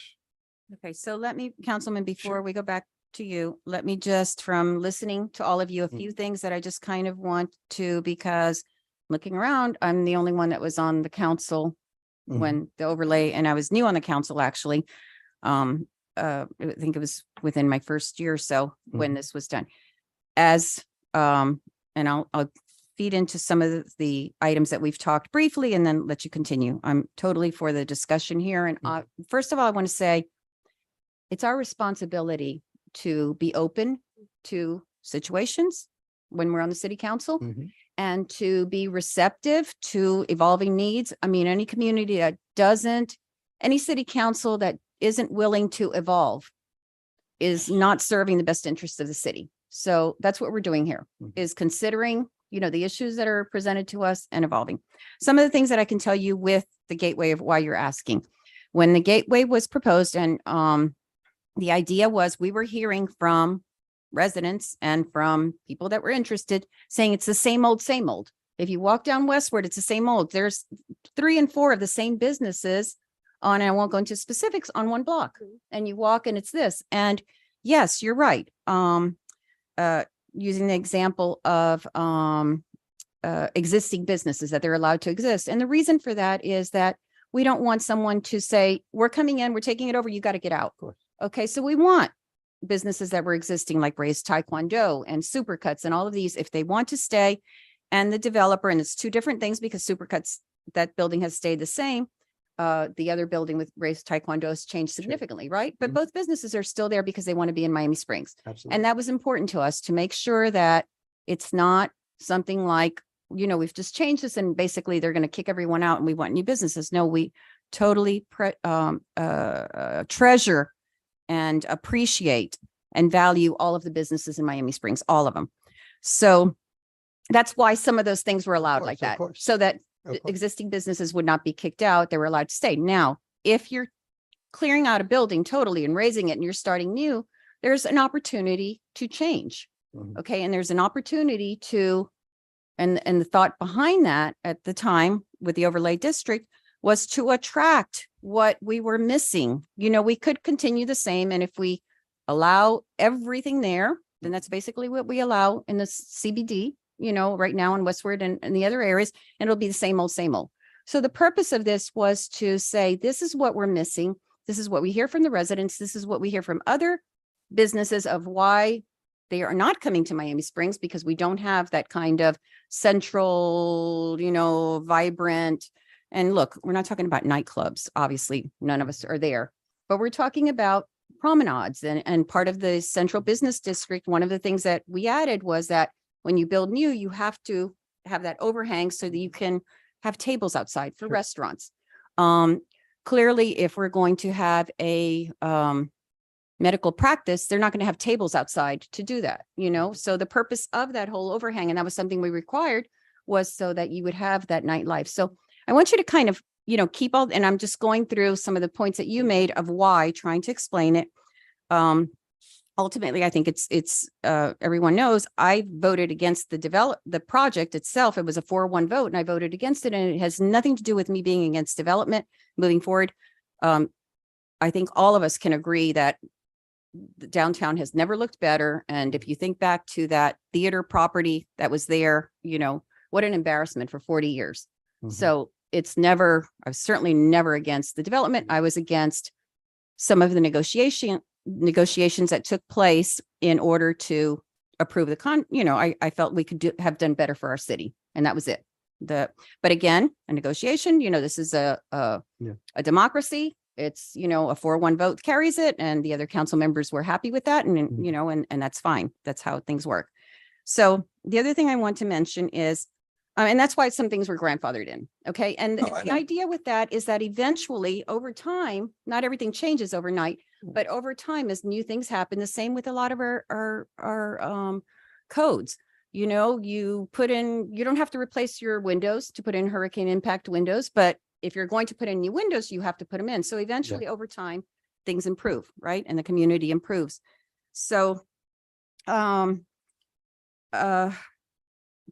of the things that I think, and I'm totally open to discussion, I want to bring up that one of the major things that has happened since this project, since the Gateway Overlay District was approved in, I think, 2018, Tammy, 2018, is the pandemic. We've had the pandemic since then. So the project hadn't even been started, and we've had a pandemic, which has dramatically changed the way, you know, the business world and retail and shops and as Sylvia, we were discussing it, what she calls brick and mortar, you know, what they can realistically expect the business. So that's a very real situation that we're in now. So a lot of the planning or decisions that were made for the Gateway back then probably have to be reevaluated as to what's realistic. Now, I think it's really important that we keep the vision that we don't want same old, because if not, we'll just have similar, you know, everything new sparkles, everything new. If you've ever done anything new in your house, it looks great initially. After a few years, you know, the newness wears off. So if we don't want to get back to where we were before, we have to make some decisions as to what kind of businesses we want to see in that Gateway area. And I think restaurants and retail were the thought that would bring the life there, you know, the people sitting outside and enjoying and having a reason to hang out, not just going for my appointment and leaving. Okay. That said, I think that, again, we need to evolve. We need to address current situations, and perhaps there's the possibility to, when we review it, to allow tweaking. I mean, that's just, you know, needs, you know, we should always be doing that. We're always willing to not just say this is how it is and this is how it is, but it has to be reasonable. It can't be done just because, oh, well, you know, I didn't understand what happened then. Because if you didn't understand what happened then you need to find out. You need to understand that. Because if not, we're constantly every council is going to be changing the mind, and, you know, our city can't build on anything, which is what we need to do. So I hope that explains some of the past of what happened. And let me let you go ahead, Councilman. Thank you. So I just wanted to make a couple points. Thank you for everybody and what you chimed in with, and thank you for providing us with that context. I didn't mean to besmirch what the reasoning and the justifications for the decisions of the past. As a matter of fact, I've talked to people that were part of it. I can't talk to you because obviously we're on the council together. It really is what kind of sold me on it is when you look at the central business district, I already see things there that I'm like, I don't want that in the new, what currently is allowed in the central business district. I think that if we looked at it, I think that we could decide. I completely agree with the vice mayor. Even like, obviously you don't want to, we're talking about service retail, right? But do you want to have a massage parlor? I don't think so. Right. But we can decide that, right? We can, I think you said it perfectly. You evolve and we can tweak, we can read the market and see what's happening and see there's a lot of storefronts now and I think that we can tweak, we can even make it specific. Like, so for instance, an accountant is an office and that's providing a service, but that might not be the best because are you really going to get a lunch crowd? Are you going to get a lot of people coming through? We can be specific. We could say no to these.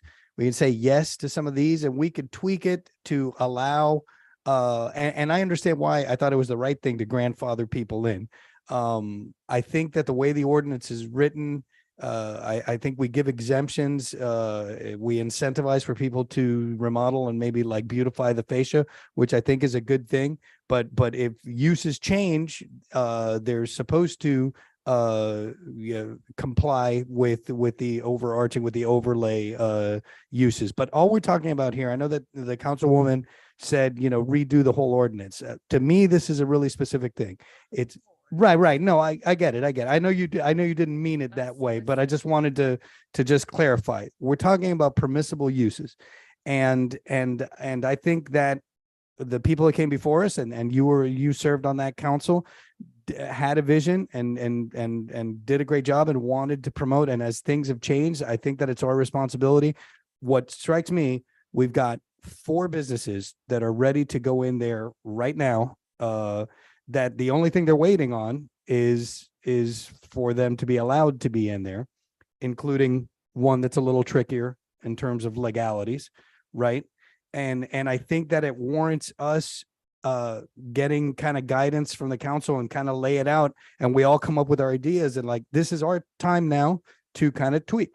Like, is there something, can we allow a little something that'll make a difference that will help? I would argue yes, because we got some people that are going to tell us about how they're going to bring, we got a pediatric orthodontist. That's not the same old. This is a new building. Everything's being built from the ground up, right? It's not like, some of these older buildings that's on Westward. It's just a shell. So if we got 4 business owners that want to come in and want to pull permits and build and create their business there, that is only going to promote more economic development. And I think the high tide is going to raise all ships. I think we have an opportunity here to absolve ourselves of a legal challenge and to help move this project and the future of that central business district forward. And I think if we all put our minds to it with the guidance from the attorneys, I think we can tweak permissible uses. And I think it could make, it could have a big impact in terms of promoting the kinds of businesses that we feel that right now is what we need. So that was my point. And I would like to add to that when we discuss what businesses, we may perhaps want to discuss limits Of course. on the types of businesses. course. We don't want side by side Correct. Of the same course. business, not that. Ratios to businesses. Right, because we want that mix, we want. And we to can do that, right? encourage- We could say I only a believe certain so, number. that You could, that there are, even if we allow certain, but say within a certain radius that, it's one, so that we don't have, I'm just throwing this up, ice cream shop, and there's 6 ice cream shops, Right. lined up next to Right. each other, and that's basically all you can get right. in that block if you walk. So, Or and five ice cream dentists. shops may not be a good, Or five because it's a five restaurant. dentist offices. You don't Right, want to so have that- 5 dentist offices. right, but again, these are all things, the overlay district is relatively very new Mhm. ordinance that passed. The intent really was to get what we see. Yeah. This beautification, and kind of a domino effect of, starting to revitalize how downtown looks. And I agree with you. There's always same with the yard of the month that, you know, if your neighbor's yard looks really good and your neighbors, you're more likely to, you know, say, you know, I'm going to do it too. So all of this is good for us. The discussion is, and we're having the discussion right now. I mean, we don't have to have another discussion. Right. We're having but I this mean, discussion right now. you know, to But have what them we do can, something, it needs. well, consensus. I think what we can, and Roger, you correct me if I'm wrong, but I think that we can have a consensus to ask you to work on a draft of the Yes. ordinance, or I guess, changes to the ordinance. I don't want to Tweaking. Yeah. tweak, some updates. I tweaks. forget what you call revisions. I don't know. Yeah, so So- we can certainly draft an ordinance for discussion purposes or even to move forward. And I don't know exactly on the timing when, but we can certainly work with CGA, Okay. our planners, and with city staff on sort of gauging what we think could be the appropriate uses in the Gateway Overlay District, adding additional permitted uses. Consistent with what you've heard. Correct. Hear the concerns consistent. so that it's something, and of course, we'll have to discuss it again. I think as far as timing, based on what I'm hearing here, and also that I know that there's several people that want to speak on it, you know, we'd like it as soon as possible. Absolutely, Obviously, but yeah. you know, Absolutely. there takes time to consider all these things. And one thing I can tell you that I've learned from being on the council is it's a really fine line to walk to include everything you want to, but not include so much that then when this happens, well, it's not included. So, you know, this is a circle. So it's just a constant. And that's something that Yes. our attorneys, our city manager and planning, you know, they have the expertise to look at the whole picture and Correct. present that to us. Something that ultimately we're all in here for the same reason. You know, we love this city. We want to see it prosper. We love living here, being a part of the community and, you know, and that requires evolving with whatever we have. With old ordinances, we're certainly doing that with codes and Sure. old ones having to attack them. And I don't think a relatively new one is any different. But we really didn't have the experience to gauge until some things start occurring. And that's when you start assessing things. You know, I always say, you know, we address pertinent issues as they come up because some of the things, you know, until they come up, they really, there is no opportunity to Sure. address them. Sure. Yeah. Okay. Okay. Is that We have consensus to. We have consensus then? to City for attorneys. the city attorney to work with our planner and our city manager and come up with some, do you call them revisions to the ordinance, tweaks to them? I don't Text know. what- amendments to our Text ordinance. amendments. Okay. Around permissible uses. To given considering that, you know, this is after the pandemic and that there may be some other allowable uses that we'd like.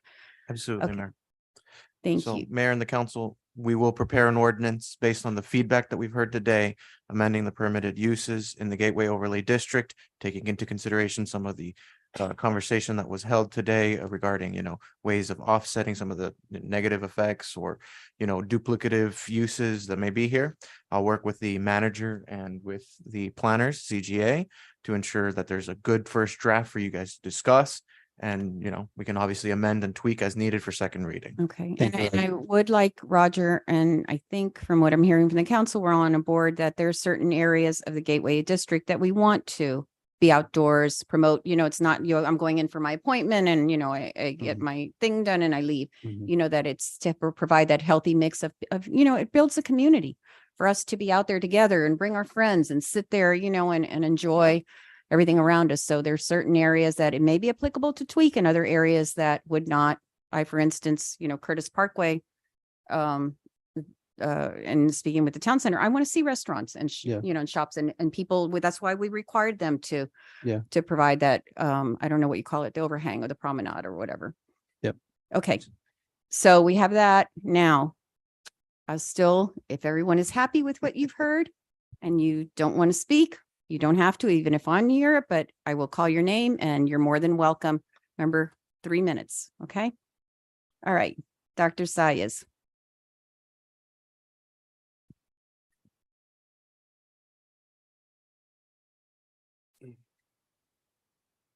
Good evening, Welcome. council.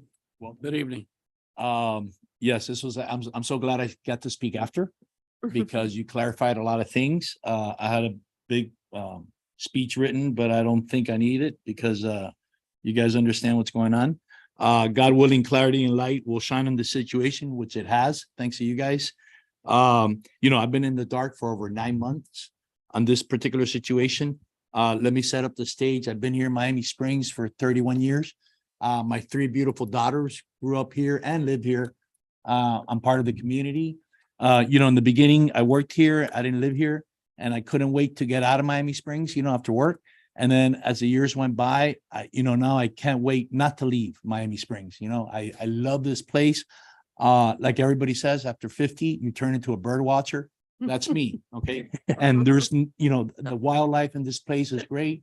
I'm planning to make a book about pictures and, different birds and animals that are here. I feel very close to the community, to the history of Miami Springs, from Mrs. Taylor, Marianne Taylor. She curated the museum, to the Stadnick's Pharmacy, to the Curtis Mansion. I walk in this place all the time. I love it. And then my dream was, I've been here on Westward Drive for 31 years. That office has been there for approximately, I think, over 71 years. I believe it's the oldest office in Dade County. I want to move to the new building, but not close the existing office. Okay, so I want to keep both. And as far as our nightlife is concerned, guys, Miami Springs, and I can tell you from experience, there's gonna be Ale House, Miami Springs.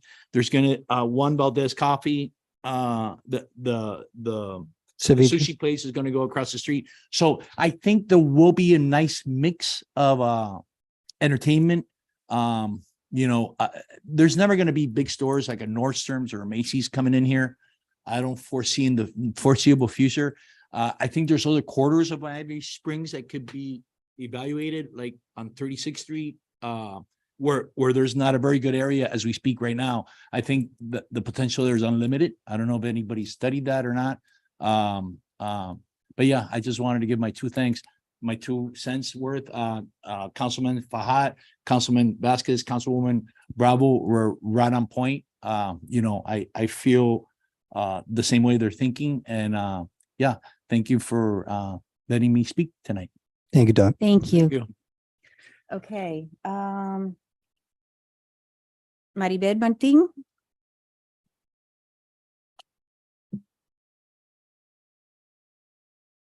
Good evening. Thank you, Council, Good evening. especially to Walter Fahed that's bringing this up.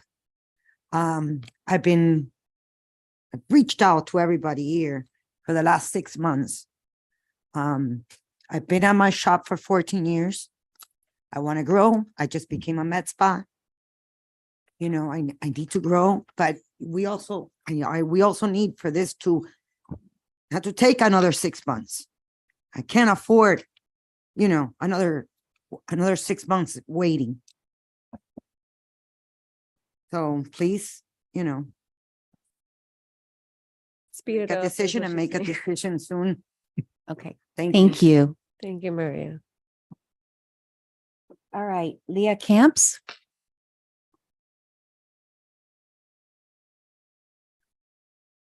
Hi, so I'm Leah Camps, as you know. So I was born and raised here. I went to Miami Springs. Well, no, I went to Springview. I went to Miami Springs Middle. I went to Miami Springs High. My parents graduated from Miami Springs High in 1977.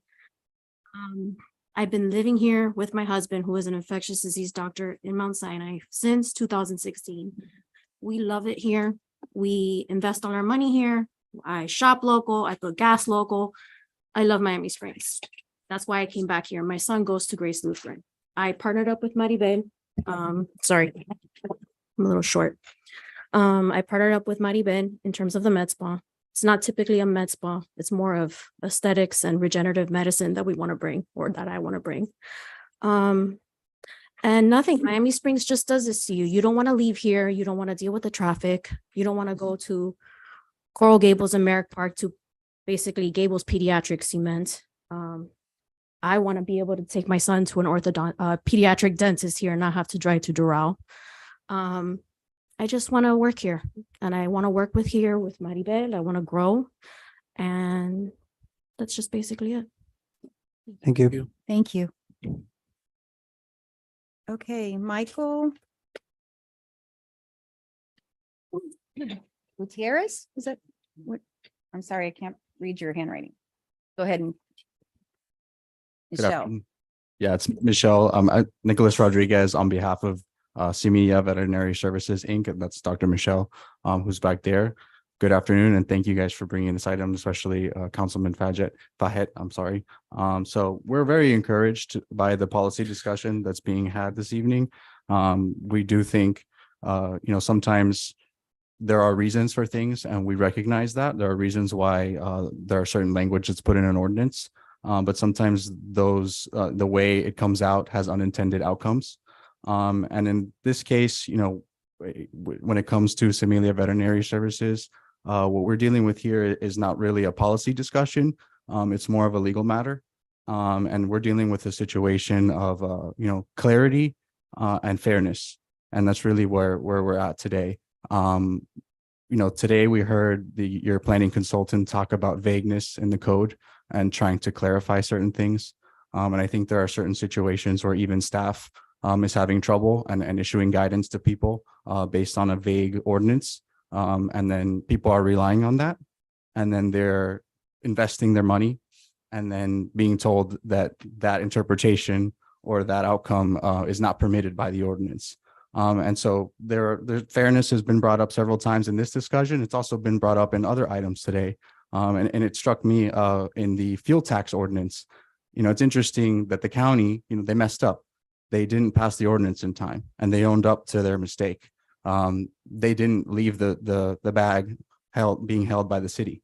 And in this case, there are certain things that have occurred where, perhaps people have done things that weren't proper, perhaps things that extended beyond what the code allowed. But who should not be left holding the bag is Mr. Michel Gutierrez and his business. And what we're asking for today is exactly what you're directing staff to do, is to prepare an ordinance specifically with respect to Mr. Gutierrez, Dr. Gutierrez. It should address veterinary services that would be permitted in the overlay districts. And we're requesting that item be moved forward pretty quickly because Mr. Gutierrez has suffered a lot of losses and damages by the time that's been spent and the guidance that was given that has been later been rescinded. So, without getting further into the details, it's not here to be threatening or bring that sort of tone. I think what we really want is just fundamental fairness for a business owner who's trying to bring business to Miami Springs, and fairness that's done swiftly because just like, I'm sorry, I forgot her name, the woman before me who spoke, they cannot last longer. They will lose everything and they won't just sit by and allow that to happen. I certainly won't. Thank you. Thank you. Thank you. Thank you. Okay, Johanna Hernandez? Oh, I'm sorry, Nicholas Rodriguez. Was that you? Okay, sorry. Okay, Johanna Hernandez.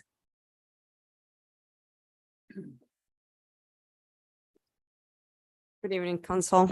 My name is Johanna Hernandez or Dr. Hernandez. I'm the pediatric dentist that wants to bring the new pediatric orthodontic clinic to the new building. And like the other business owners that are here, every one of those business owners, they're offering something new. They're not just a little bit of the same. It's like the med spa. It's just not a beauty salon. It's just something different, something that we don't have in our community. We have Dr. Sayas with many years of expertise and technology that little doctors have in hands nowadays. And we have a pediatric ortho clinic ready to be built. And I have my developer here. He has a lot of experience. We're under 30 pediatric dental clinics in the whole Miami area, and we're ready to bring one of us here. And he has built probably half of those. And those are beautiful facilities that we're ready to bring that service here in our community. I was raised here. My family lives here, my brothers, my grandparents, my parents, and I want to see that.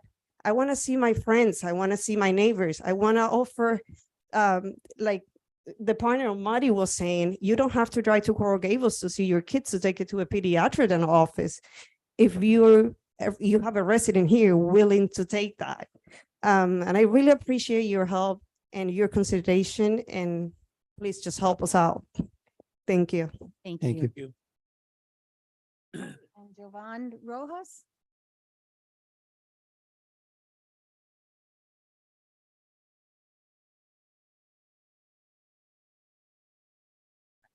Thank you for the late entry. I just wanted to support this business owners. You know, I'm very excited about the project. Too much of anything is going to be a bad thing. You put too many restaurants, it's bad for the other restaurants. Too many stores is going to be too bad for stores. Mixed use is actually, I think, really good. I see dental offices inside the malls, inside Miracle Mile, Merrick Park. So I think doing that would actually enhance the use of that area. It'll make it a lot better. And another thing is, sorry, having somebody like Dr. Zayas for 30 years working here, I mean, neglecting him because it's a medical office to be in the center of Miami Springs, which is a big deal. I think that's not right. I mean, if anything, they should get like the right of first refusal. I mean, they've been servicing the community for so long, and to be neglected just because it's a dental office, I don't think that's fair. So that's. Thank you. Thank you. All right, thank you to everyone who spoke. Yes, sir. Yes, I just allowed Mr. Rojas. So come on, 3 minutes, no more than 3 minutes. Okay. I need, you'll have to write your name here, please. Okay.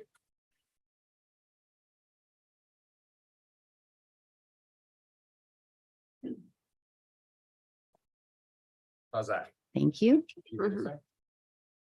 Espinosa. Yes, Frank Espinosa. Thank you very much for the dais. Thank you, Dr. Hernandez, for mentioning my name. I am her developer, and I build and sell dental clinics all over the state of Florida, from Orlando to Tampa. My construction manager which will be the construction manager at this location, was over in Naples, Fort Myers, Cape Coral on Saturday. On Sunday, he was down in South Dade. Today, I was with him this morning in Aventura. So we develop a lot of offices. One of the key things that I'd like to mention to you is in the phenomenon in the last, I'm going to say 10 years, is that medical offices and a lot of medical users are coming out of the office buildings, medical campuses, and going to retail. And we call it in commercial real estate, medtail, where medical is going to retail. And the reason is that easy access, signage, easy parking, where the patient experience is just park, go into my appointment and leave. From a parking perspective, it's great because it frees up your parking. From a professionalism, it's great because it adds professionalism to your property. From a developer standpoint, let's go back to the pandemic. The majority of every single doctor, medical doctor, veterinarian, dentist, they all paid their rent. They all stayed in business. Veterinarians were considered, what was it back then? Essential businesses like your liquor stores, which that one's still out for a vote. But the key here is that these business owners, Dr. Zayas' dental clinic has been in this community for 72 years. I was born and raised in Miami. I used to bike through Miami Springs to get to Hialeah on my bicycle. I graduated from Miami High, class of 79. Thank you.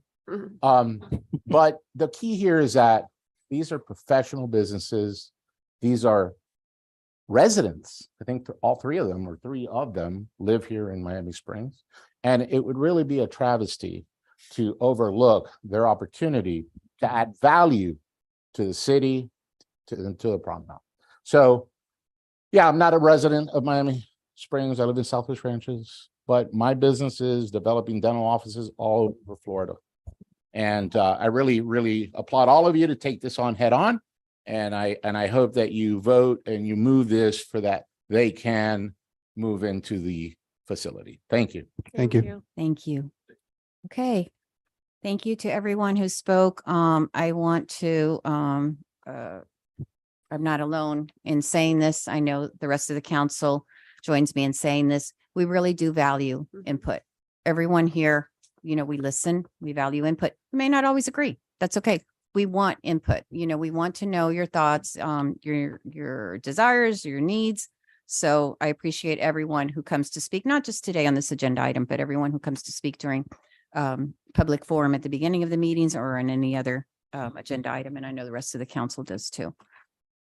Okay, so let's move forward to the next agenda item, which is 12A. And we're going to have our planners, CGA Sylvia from our planners. 12B. Excuse me, 12B, from CGA, discuss some proposed projects, special projects. Sylvia, welcome up again. Sylvia Vargas. Sylvia Vargas, yes. Thank you. Bye. Thank you again. This is working. They're all leaving. Imagine how we feel. It happens. You cleared the rooms. I What's with you? No, Walter, you. It's cleared the probably room. for the best. So we put together a more detailed list. We have been part of our initial charge here was to meet with each one of you and to better understand what the priorities are.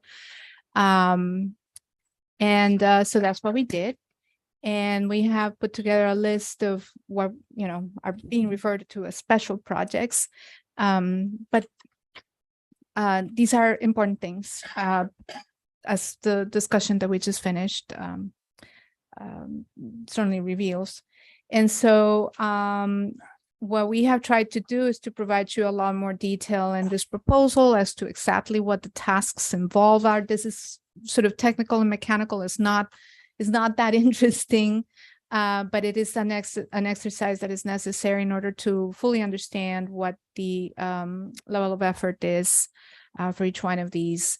And it's not always fully understood, the research part of it, the meetings, the working with the attorneys, etc.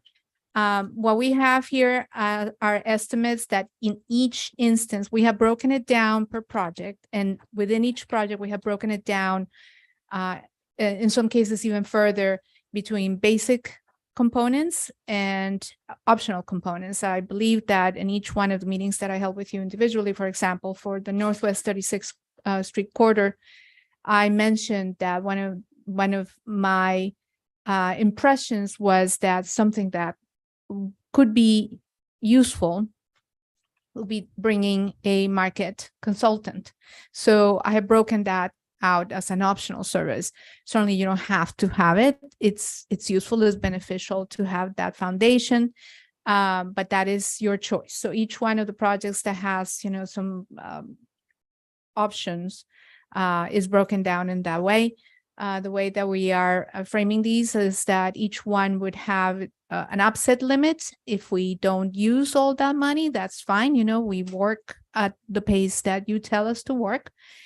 And you could choose one, you could choose some, you could choose all or none of these projects. You could set aside the entire amount of all these projects and not use all of it, because it would be done on a task authorization basis. So each one of these projects you want to move forward, you will let us know. A task order authorization would be issued for that particular project with a scope developed on the basis of the skeleton that we have there, and we would proceed. So that's what we have. The only thing I would add is that, I did not put these in order of priority necessarily. One late addition to this list is the comprehensive plan EAR-based amendments that I mentioned in my previous presentation. And that, unfortunately, is, is the least glamorous of those projects that are on the list, is the one that is absolutely required, because we have been notified by the state that we have a deadline.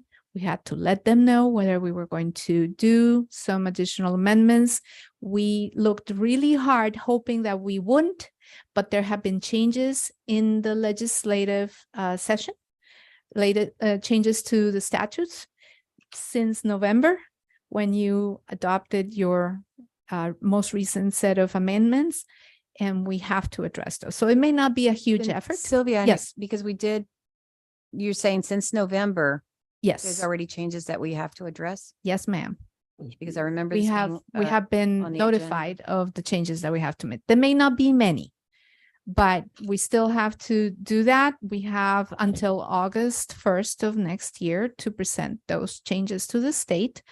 And the amount that we have there is to cover eventualities, because we, when we put this together, we really didn't know what the scope was going to be. We wanted to make sure that we had enough to cover anything else that came up, including the possibility that you all could choose, or that there would be changes or local issues that have also not been addressed that you might choose to address over this year.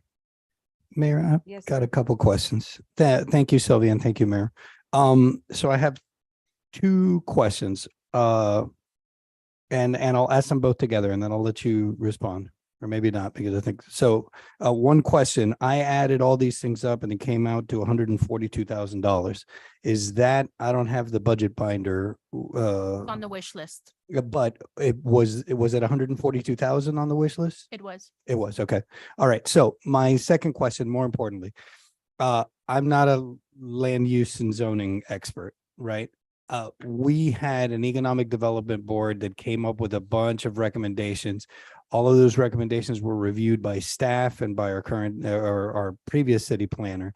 And then there were many, as I remember, of those recommendations that kind of got the approval of the staff. And there was basically consensus to kind of move forward on doing them. Which of these projects do you think though that fits into, or are they kind of interspersed, or is looking at them, do you favor like a more comprehensive look at the code?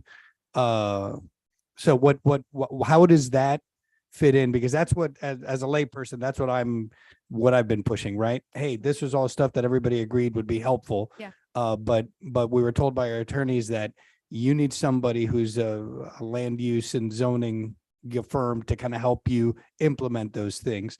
Where does that fall into these proposals? There's a little bit in several of them, but we know that some of the recommendations had to do with the Northwest 36 corridor. So there's going to be integration of those recommendations into that. I know that there's expertise on that task force, but if you so chose to have this consultant, a sub-consultant to us as an economic market expert, to come and look at those and say, okay, now let's put some numbers to these, right? And see how we can make them work, or sort of ground them in reality of today's market. That's something that would happen in there. But we also had, for example, some money put away for the Gateway Overlay Amendment. Now, we've just talked about the priority that is. Even though the permitted uses list is one of the things that is most important and most urgent given the circumstances, we have noticed another issue in that district, which is lacking a little bit of clarity. Perhaps more than one, but this one has come up a couple of times in the sessions that I've been here, where property owners that are on parcels that are not zoned CBD.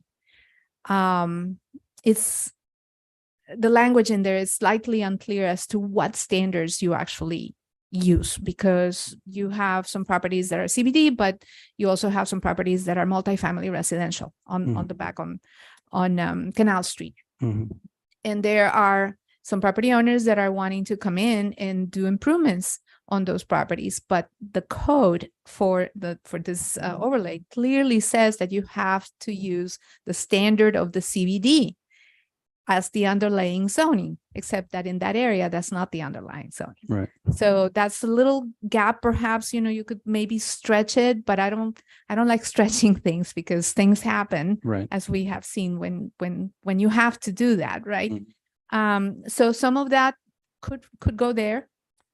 We also have a much larger sort of zoning code cleanup task. we have been finding a lot of little things as we use the code on the day to day. There are gaps, there are internal inconsistencies, there's issues of organization that is kind of hard to navigate. It's hard for people to find things, even hard for us to find them. When I come here, I'm very used to looking at the online code, but sometimes for me, it's easier here to use the paper copy, because when I'm online, I don't know where to go. And the paper, even when I do a search, and the paper copy that they have in the office has all these nice little dividers that say, here is this section. And so the fact that you cannot easily find something online is an issue. So we have that also included there, some of that work. So I think it fits under a lot of these different topics, just to summarize. Okay. Sorry, I guess, Sylvia, I'm still not real clear with, and I know you said it fits under several things, but going back to the Northwest 36th Street corridor and that whole, basically in the Lejeune Northwest, that fits under several of these. There's not a specific, because I think that task force, and you mentioned expertise on the task force. My opinion, the task force did what it could. We have to take it to the next level. They've provided perfectly understood. recommendations. I think we've all agreed with the recommendations, but they're, we're the ones that need to direct it to the next level of making it happen, or at least Understood. some of the recommendations that we feel are, valid recommendations. So let me clarify what I meant by that. The task force was focused on economic development. And economic development is more than just one area, right? It just provides sort of a higher level view of potential actions that the city can take. For example, in your CBD, in your Gateway District, in your Northwest 36 corridor, and beyond that, programs, initiatives, etc. So there's some of that in that document. However, of course, one of your areas in most need of help with regards to economic development is your Northwest 36 corridor. It's not the only one that was focused on, but certainly is one of the major focus areas. So that's why I'm saying that, there's a little bit of work that task force put in that can be fit under different parts of this menu, if you will. But my assumption, my vision of it is that a lot of it is going to go into that first part of that first project on the list in this document, which is the Northwest 36 corridor. Question. Right.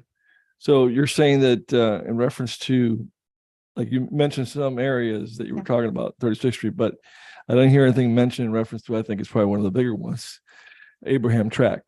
So to actually concentrate on an area, as you probably know, what's going on with Palmer Lake and all those developments in that side.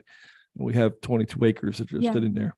You're talking about a whole real difficult change to what we have there, if there's a possibility of that. That's going to be a complete added charge, because there's nothing here mentioned to that. You are correct that it hasn't been a focus of discussions as much as some of these other areas. I think that if we need to, we can probably fit it under the zoning code cleanup. Okay. I'm certain that we could. But all of the discussions that we've had with all of you, that particular district or property has not really risen as a priority. And so I think that I just kind of left it a little bit out. Changed, and I think but yes, recent developments that should bring our attention. Yes, you're absolutely correct. No, I was going to ask about that. Yes, sir. Go ahead. I know I was going to ask about Abraham Track. Okay. I Thank you. wanted, Mhm. thank you. I think that, I thank you for putting those proposals together, and I know that that's one of the things that we've been asking for, and I think that you hit the nail on the head in terms of like we as a council now have to take recommendations and take them to the next level in terms of making it happen.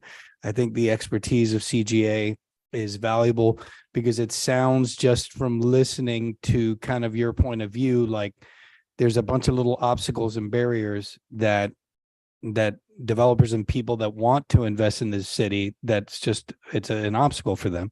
And It just makes life a little harder. right. I don't, and I think you probably all agree, we don't want to make it harder for people to invest in our city. So I think that the expertise that CGA brings in is exactly what we were asking for. And I think that, you know, as we continue through the budget process, I think that these are very important things that we should consider.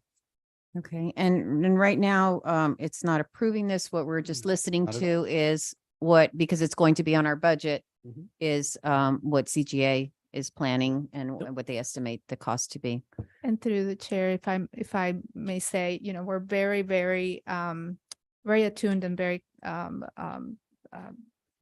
sort of aware of, the process that you're, undergoing right now with your budget. And, we have talked about, even the possibility of finding some funding sources for these. You know, there are certain grants that may be available to help.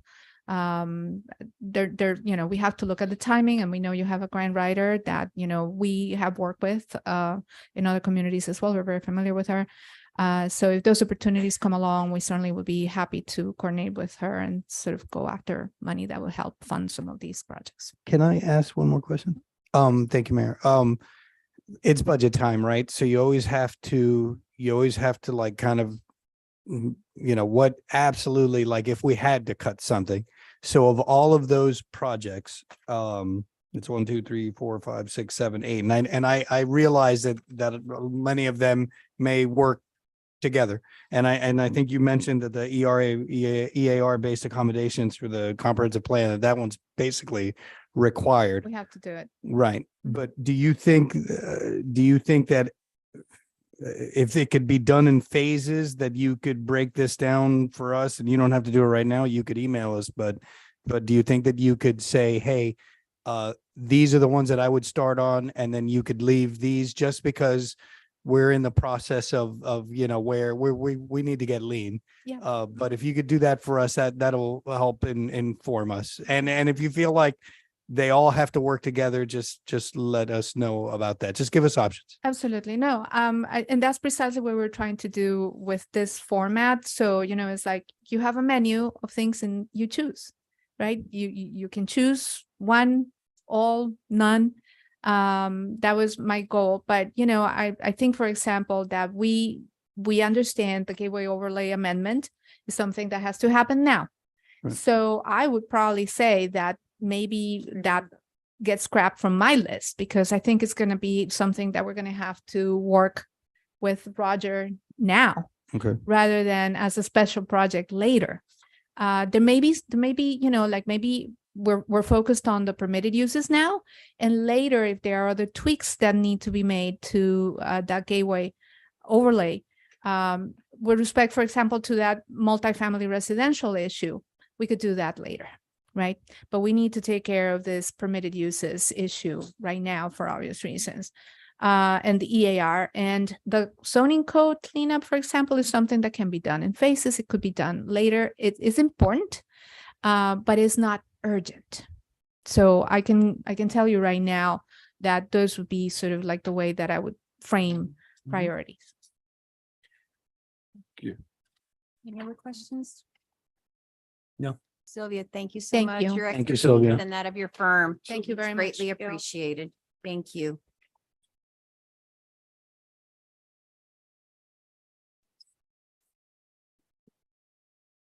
Okay, so we move to 12C, a request by Vice Mayor Santin.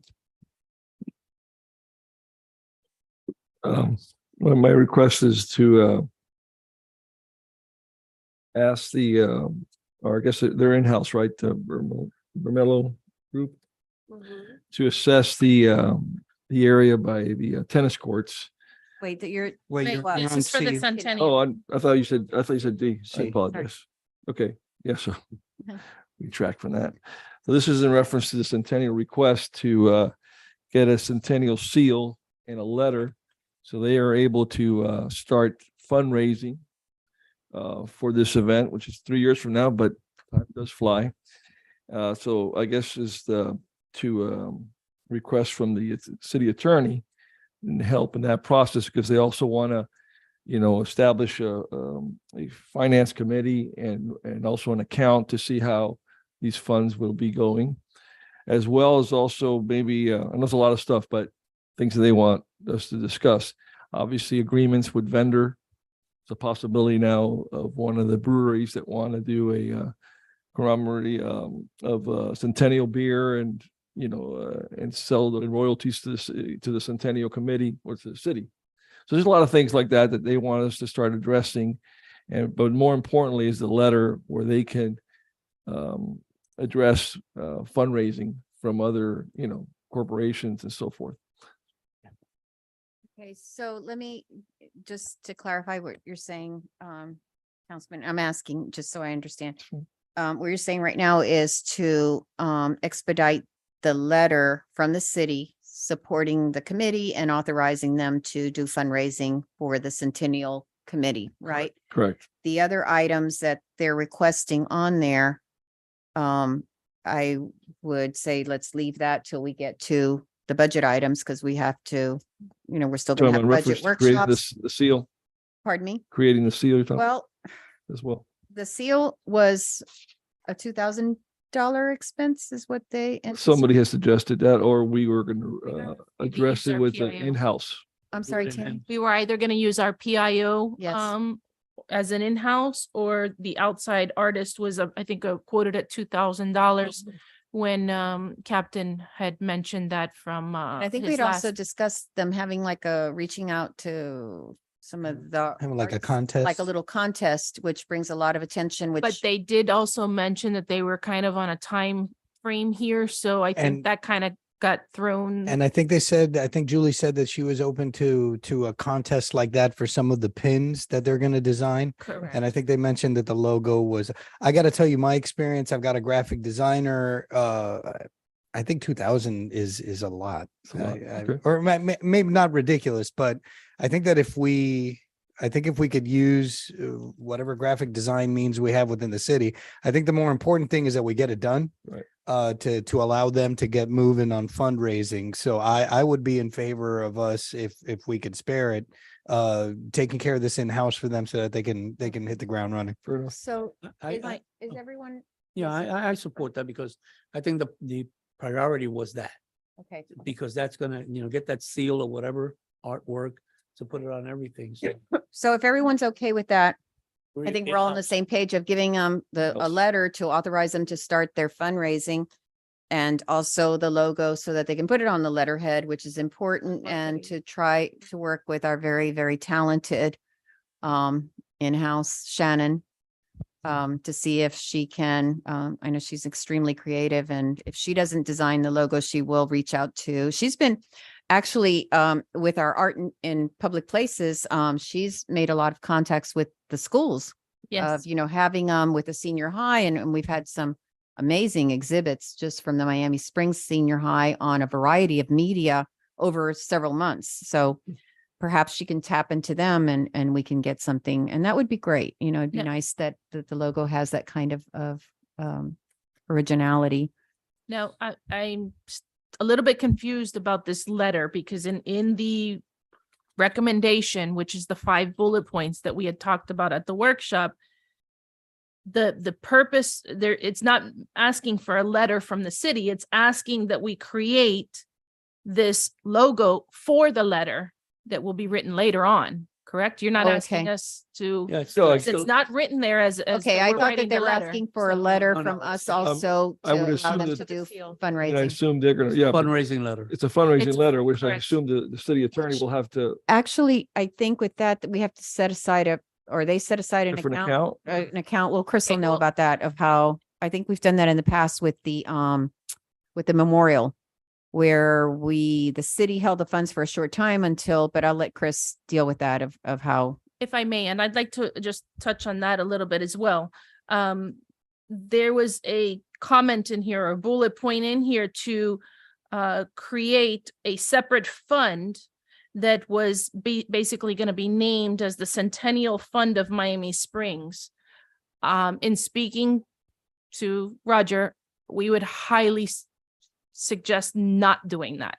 Okay. We think that the funds should be Private. brought to the city under a fund that Chris can create, and that the city controls the funds, not a committee controlling these funds. I think it should be made payable to the city of Miami Springs for this for this fundraising as part of the finance department, not as a separate Okay. process or committee Through- necessarily. I think for Yes. transparency, they just wanted to have a separate account. It's, well, And Chris from the can city. create several different, funds in order for different items Okay. in support of of those efforts. Yeah. I've seen this a lot of different organizations, municipalities. There's accounting funds like your general fund and your other funds. And there's just tracking things separately. There's two options. You can either do a revenue and expense account and in and out that we totally track separately from city things for the centennial event. Or you could create a separate bank account, but that becomes, No, I like the first one. yeah, the Yeah. first one's There the was- preferred option. The other one, yeah, the other one becomes a lot with the bank and separate bank accounts and then eventually closing bank accounts and authorized signers. It becomes more difficult. Yeah. But it's basically a separate revenue and expense account tracked totally separately, run through the city's books, just I think it's just transparency is all they, anybody would want. So that's works. I mean, it was easier as long as it's transparent to everybody how the monies are coming in and out. Yep. Why not? yeah, and we'll have a full accounting ledger for everything Mhm. in, out, Yeah. Perfect. what's left over, et cetera. Roger, you had something you wanted to add? Yes, Mayor, council members, I just wanted to mention, and add to Tammy's comments. So it's important, I think, to remember that this committee, the Centennial Committee, is an advisory board committee. Its duties are to advise the city council and staff as to what measures really should be taken to make this centennial celebration the best. When we're discussing matters about funding, Tammy mentioned, and I think it's a very good point, that obviously funding needs to go through the city. I would also just add that, and I think this is a sort of cooperative structure, but that, when the Centennial Committee wants to issue letters to businesses, what they really mean is that they will be, identifying potential business partners, working with the administration, and then obviously the administration sending that letter on behalf of, together with the Centennial Committee. Obviously, we do not want the Centennial Committee, which is a primarily advisory board function, to be issuing letters on behalf of the city to businesses perhaps that we don't necessarily want to bring in. And obviously, there are businesses that they may not consider. But obviously, I think this is collaborative, that the Centennial Committee work with the administration to making sure that they get the correct fundraising from the correct partners. And obviously, getting input from council. Roger, and you just bring up a really good point. And Tammy, I'm going to ask you if you could reach out to the Centennial Committee and let them know that anything that they're sending out as far as a letter should be reviewed By by our Roger. city Yeah. attorney to make sure that And it's, administration. yes, before they say a fundraising letter or anything else, since they're that an in- advisory board to the city, that anything that they're sending out to make sure to get it to you so that you can have our city attorney, our finance director, if applicable, review it, and Erica, depending on what it is, and make sure that, that it meets the requirements that it needs to meet as being an Correct. advisory board for us. And also about, the sponsorship levels. I think that should also be discussed Absolutely. Okay. in-house as well with the committee. In addition, and then of course, we can always do the mail outs to all of the civic organizations and the businesses as they requested in their bullet point number 3, that they asked for a list of those businesses and civic groups to reach out to them. And then the last thing I just wanted to mention, since Vice Mayor had brought up these items, is that they're on their bullet number 2, it says ask for the use, that they had gotten permission to use the trademark. But Roger and I had spoken as well, and I think that letter needs to be addressed directly to the city, saying that this permission has been given to allow the use of the trademark. I don't think it should go to the committee. I think it should be a letter addressed directly to the Yeah. city, So could we get some guidelines written, these kind of bullet Sure. points, so that we can provide them to the committee that we know just for these, and obviously we're not going to touch on everything because there's no way to know what comes up, but just these kind of very general, specifically if we're talking about sending things out in writing or, even if they're making calls to places, how they Mhm. represent themselves of, it shouldn't be, I'm calling because, Councilman Vasquez says he needs your money right now. It should be a general of how they can represent themselves. And again, we're extremely, extremely grateful to all the members on the committee, this advisory committee for working so hard because it's, several years that they're going to be working on this to That's right. for our city. So, but just so we don't get into any issues that have to be addressed afterwards.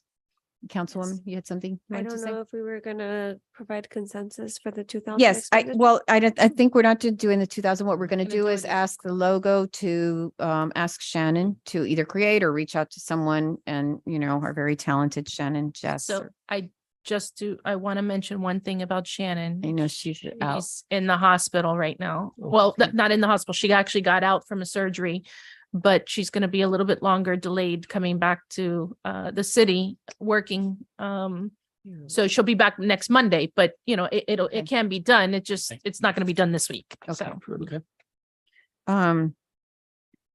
Okay, so let's do that. I think we're good with that. And then let's move to 12D, Can I- Vice Mayor Santin. You have Just another so I item? can give some clarity to some of the members.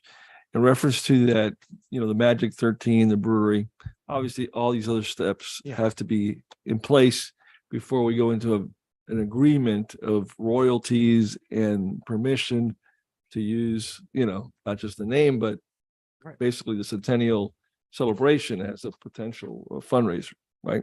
Absolutely, Vice Okay. Mayor. And I'm more than happy to assist in the trademarking issues, for example, with the Centennial Committee logo.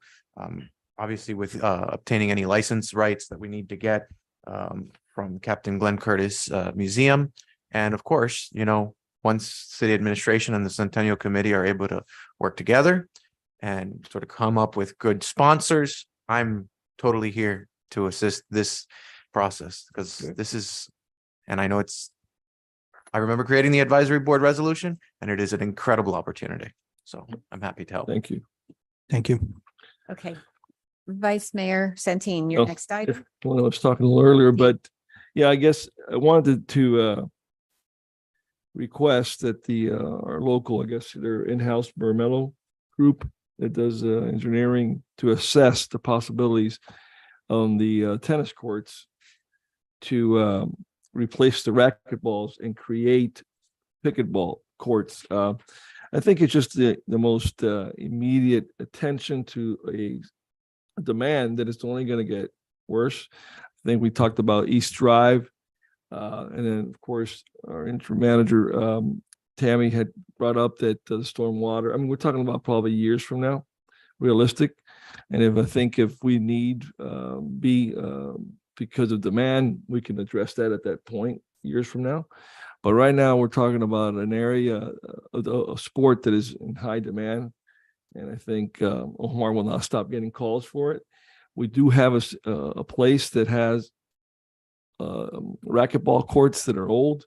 They have no use right now. And in all truth, probably the lowest of demand in our community. So I would like to see if there's a possibilities of replacing them. I heard 2 to 4 courts or redesigning something with one of the older courts. I just think it's something that will be immediate, that we can address the problem instead of having to wait for the future. Forget the tennis, the golf course.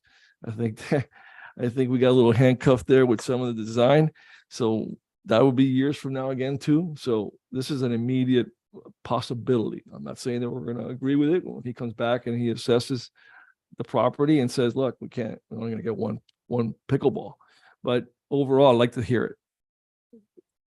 I would like to ask that we wait because there's really to have the cost associated with them signing this. If our budget if it's just not realistic in this year, there's a cost associated with having them assess that. So I'm not, believe me, I am totally for the pickleball and I want to squeeze it in, but let's see, because things change too. So whatever estimates they give us right now of possibilities and stuff, if we don't have the funding to do it now, I have learned that by the time we're ready, everything's changed. The costs have changed. This is, the county's coming out with all these new requirements of, anything we're going to do on whether it's permeable and not permeable and stormwater and all these that are going to affect any construction we do that will change. So I'm not against this at all. I would just like to suggest that, before we direct, them to look at this, because there's a cost involved, let's see how we look at the end of our budget too. But I do want to suggest another area also that I would like them to look at. Just a question, and well, back to the So- reference to the contract we have. What's the scope of work like? Anything that goes off the scope of work, is that mean Well, let- just to assess that? It makes it added a major cost? So their scope of work is based on task orders, and then they provide a cost based on that task order. And then we typically come back to council, ask for authorization to spend that money on that Okay. task order, and then we proceed forward. Okay. Mayor, if you don't mind, can we have them propose how much it would cost to do this, and then we put it on the wish list? I mean, we're asking them, find us somewhere where we could, be creative, find us options for the police headquarters. Right. And I think we got it. That's on the wish list, right? And it's got a price tag on it. We may not be able to do it, but at least it's on the wish list. I think that we can ask them to do the same thing with, like, hey, what would it cost you to give us a proposal for converting that to pickleball courts? Maybe they say, whatever that number is, at least it's on the wish list. And then if we, Charge for them to estimate what the proposal Yeah. would be. They'll give us a proposal. I mean, I don't think we'll get around to them doing the work for Let me that. just So. add, and then I have no problem. I thought there was going to be a cost for them to give us that. And, but I wanted to add that since we had the discussion on pickleball, and I agree with you, pickleball, everyone loves it. And I can tell you this summer, we played it a lot when we were on vacation, that we normally play tennis at the place we stay. And there's tennis courts, and they had painted the pickleball things in there for the first time. And we were playing tennis and pickleball nonstop, back and forth, back and forth. And the pickleball, just is fast. So you don't wait, As long. it's saying, okay, they've still got 2 more sets or whatever, you just know I'm going to sit here and wait and I'll be playing soon. So I'm totally for it. I do have something that when we left here last time, I have another suggestion that I'd like them then, if there's no cost, to come back to us with that. I spoke with Omar about it. I had mentioned it to Tammy that I wanted to speak with Omar because I really, and I know Councilman Santin, you felt the same way of, if we're going to do something new, let's incorporate the country club.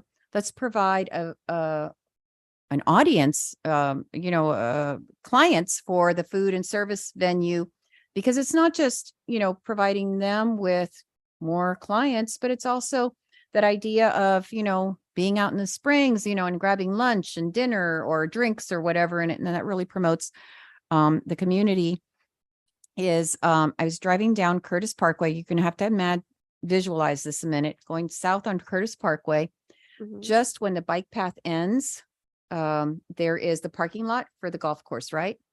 That first parking lot for the golf course is never used. It's totally empty. It's asphalt.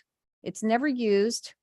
People park their cars there if they're going to walk on the bike path, but they wouldn't mind parking a few down. So I asked Omar, could we do pickleball there? This is already an area of land that is underutilized, totally available, readily accessible. And the other thing is it would, you need to use the restrooms. You cross the street to go to the country club. You need to, you're there and you want to get a drink or whatever, you just cross the street and, similar to golfing. It wouldn't be a hazard as far as I can tell. And I don't know anything about golf with golf balls because we use that as a parking area.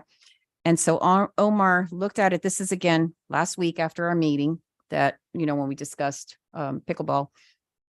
And he's looked at it. He feels it's definitely a possibility.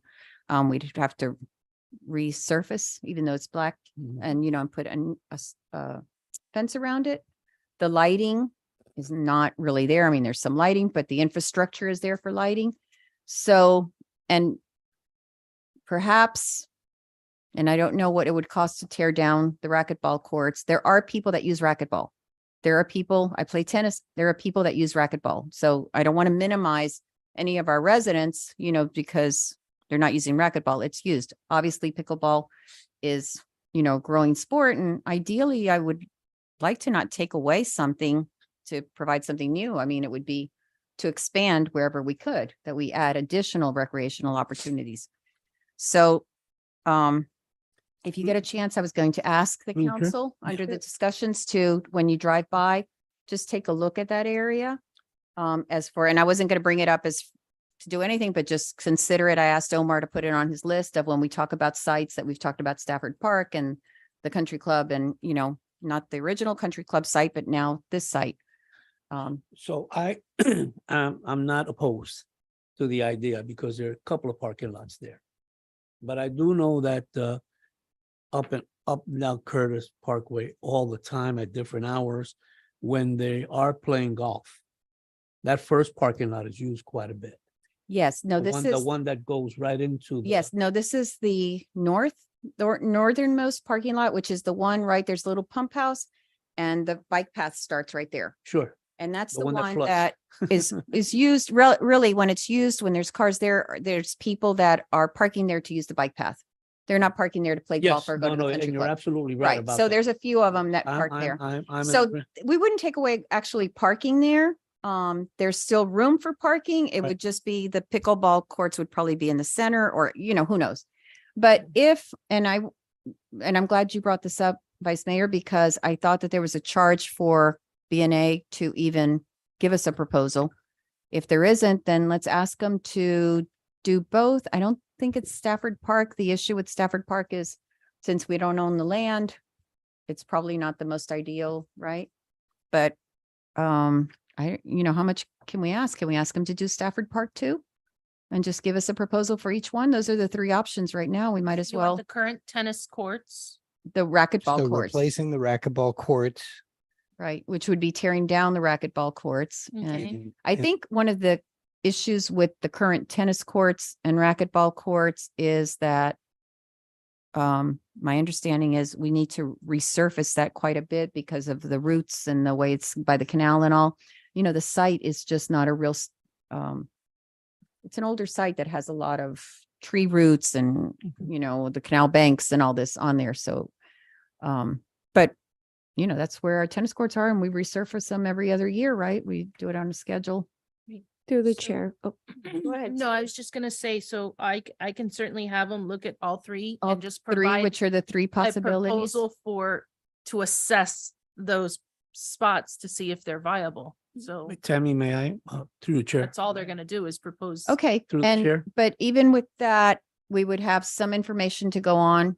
And maybe by then we can kind of decide, yes. Yeah, no, just on the point of, and I agree that, more foot traffic for the country club would be a good thing. The access to the bathrooms. And I noticed this during the last election. The further down you go towards those parking lots, the harder it is to get across Curtis Parkway. There's no sidewalk. And the crossway. So just, put that in the thoughts of, the crosswalks and the sidewalk that leads to the country club. And we might have to consider ADA. Yeah, and so, just those thoughts, but I like the idea and the possibilities, and again, it's a wish list, so let's see what. Let's see where we go. At the end of the day, it's a wish. Okay, so yes, yes, sorry. go ahead, So wish Councilwoman, go ahead. I just wanted to, by way of an update, last week I had the pleasure to meet with our three respected attorneys, including Roger, in respects to the ideas that I was talking about of making a new country club, right? Bringing all of our sports, making it a sports center where we have all of these amenities. So they've given me some very good guidance. I didn't want to put it on today's agenda because we just have so much going on, and I really wanted to wait to get through a little bit of the budget because that's going to be a must. But they gave me a lot of pointers I would like to share with you in the future. They're going to help me. They're going to collab with me to explain what the vision and mission is here and our opportunities to for funding options, grant options. They also were very informative. I met with Chad Friedman, very knowledgeable person. It was a very, very productive lunch, and I came out honestly, I came out confident. So I'm just excited to share that news with you because I think that we're gonna have if things go well and we take the proper steps, starting with, I think they mentioned there's some items that they're going to be looking to, but a resolution to start and kick off this once we have maybe all our I's dotted and our T's crossed, that would get us to a new country club, essentially. So I don't know, obviously we can do whatever it is that we want, but we're gonna put As it an agenda together. item, so you can discuss, the details with us. Yes. How does that sound? So they gave me some homework, they're doing some homework, and then we'll compile it together to hopefully give the council something to work with, ultimately to make our vision a reality. So I just wanted to share that now that Santine was on the topic of that, so everything will go in sync. Maybe the tennis courts just convert completely to pickleball. I don't know, but I just wanted to stick it out there. But I'll definitely, we'll regroup. It's definitely something to plan for now. It may not be done until the next 2 years or so, but at least to get the paperwork Very going. few and all things that. get done overnight. Yeah, It takes, you know what I'm saying? You got to start heading in that direction, and then, eventually we get there. So, Yeah. and when I look at some of the facilities that we have right now in the city of, the senior center, it's just jaw dropping, and, the rec center and the pool and all this. And it took, the councils that were working on it years to get there, but they did. So, that sounds great. So, okay. It's work, but I'm dedicated. So see what we can do together. Okay, sounds good. All right, are we okay with that? With asking BNA to just give us a proposal for the 3 sites of what it would cost to, this is a proposal to tell us what it would cost to do search it too. Exactly. Okay. Oh, my Lord. All right. It'd be great if they charged yeah. All right, Start charging you let's just go to for talking. reports and recommendations from our esteemed city attorney, Roger. Good evening, Mayor, members of the council. I don't have anything in particular to report today. Just, it was nice seeing you all, and I look forward to seeing you Monday. Thank you, Roger. Tammy, our interim city manager. Nope, I just wanted to congratulate JC, but he did leave, so we'll look forward to working with him. Okay. Vice Mayor. Well, I think after hearing all the stuff and conversations about wish lists and money and resources, I just hope that the community has some patience with us and our decision making. And sometimes it's definitely not about making a short-term solution. We have to look long-term. So just have an open mind for what we're going to be going through in the next couple meetings. I have nothing to report. Just thank you for a productive meeting, and I look forward to seeing you on the next happy budget meeting. Monday. Councilman Fahet. Okay, thank you. I think it was a productive meeting. I do want to bring something up. The palm trees and the trees down South Royal look beautiful. And the reason I bring them up is because there was a day that I think it was the Parks Board was here, but we were talking about what we could do to make the entrance from Hialeah into Curtis Parkway into Miami Springs look more majestic. And I remember that during that meeting, I went on to Google Street View and I looked and I thought, wow, if we had in that center median of Curtis Parkway some big royal palms, it would really make the entrance of Miami Springs look great.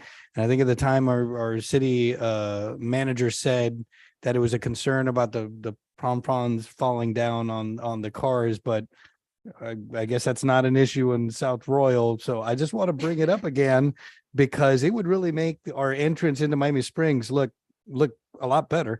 Because that looks great. So I'm just bringing that up just to plant the seed in everybody's mind. Thank you to everybody. I think we did good work today. Thank you, Councilman. Councilman Vasquez. Just 2 quick things. One, just to reiterate, a welcome to our brothers from Miami Springs Baptist Church. I'm glad. And I'm impressed you guys stayed. You made You stayed. Wow. Well, Made well, it. now you know what we see, and so welcome back, really, and we're thrilled to have you.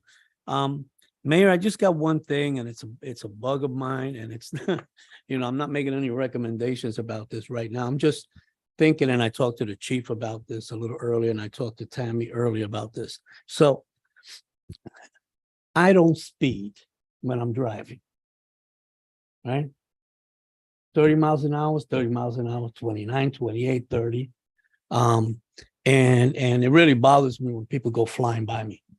Not just on Curtis Parkway, Westward Drive.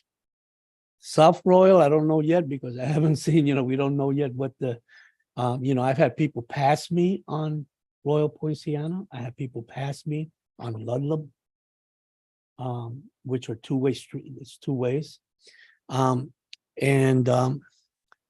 School starting and, more people out in the street, more things.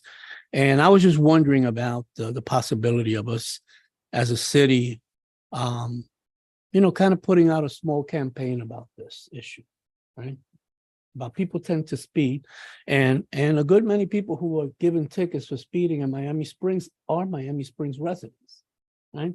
And so I remember I used one example one time, and William told me, no, that's not true. If you're driving on Westward, heading towards the circle, so let's say you're up by the rec center, speed limit is 30 miles an hour.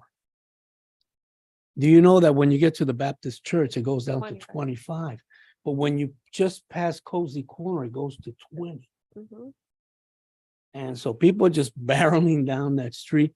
And it's not, we're going to get some new lighting and things that, to hopefully to ticket some people and stuff like that, and more signs that blink, because I'm coming from Blessed Trinity and I see the people passing me up, and the speed recorder is recording their speed, 38, 42, right? So, and so I just share it as a frustration, but because I'm a proactive and positive thinking person, I'm always looking for what can we do to just remind our residents, because when I'm out in the street talking to people, and especially when I'm out campaigning, people are telling me, oh, we need more cops here to get more tickets.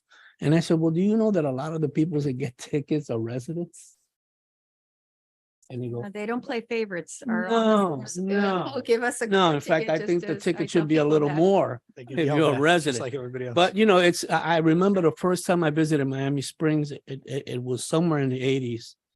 I used to come down and see my mom and my dad all the time. They had a home in Miami Gardens, but my sister used to live in Virginia Gardens, and then she lived in Miami Springs. And I remember the first time I came to see her, she said, Vic, remember, watch your speed when you get over that bridge. Right? And so there was this belief out there. And my brother-in-law learned it real hard, not her husband, but my other brother-in-law. He got pulled over and got ticketed for speeding, around the circle. So anyway, that's just something that I'm giving some thought to. I'm just sharing it. And with you might want to guys. reach out to, say, our community policing office and see if they can put something on our websites, on our Right, social and I media, told work with Chief, them and- I told and Chief, get- and I told Tammy, I want to talk about more, other, options and things that we could have on our webpage and other reminders of folks to, to mind their speed. I know we recently had the Operation Southern Slowdown Mhm. just a couple of weeks ago. So And I believe the chief is going to make a presentation soon about something that I won't take the steam, And- but it'll be it'll be good.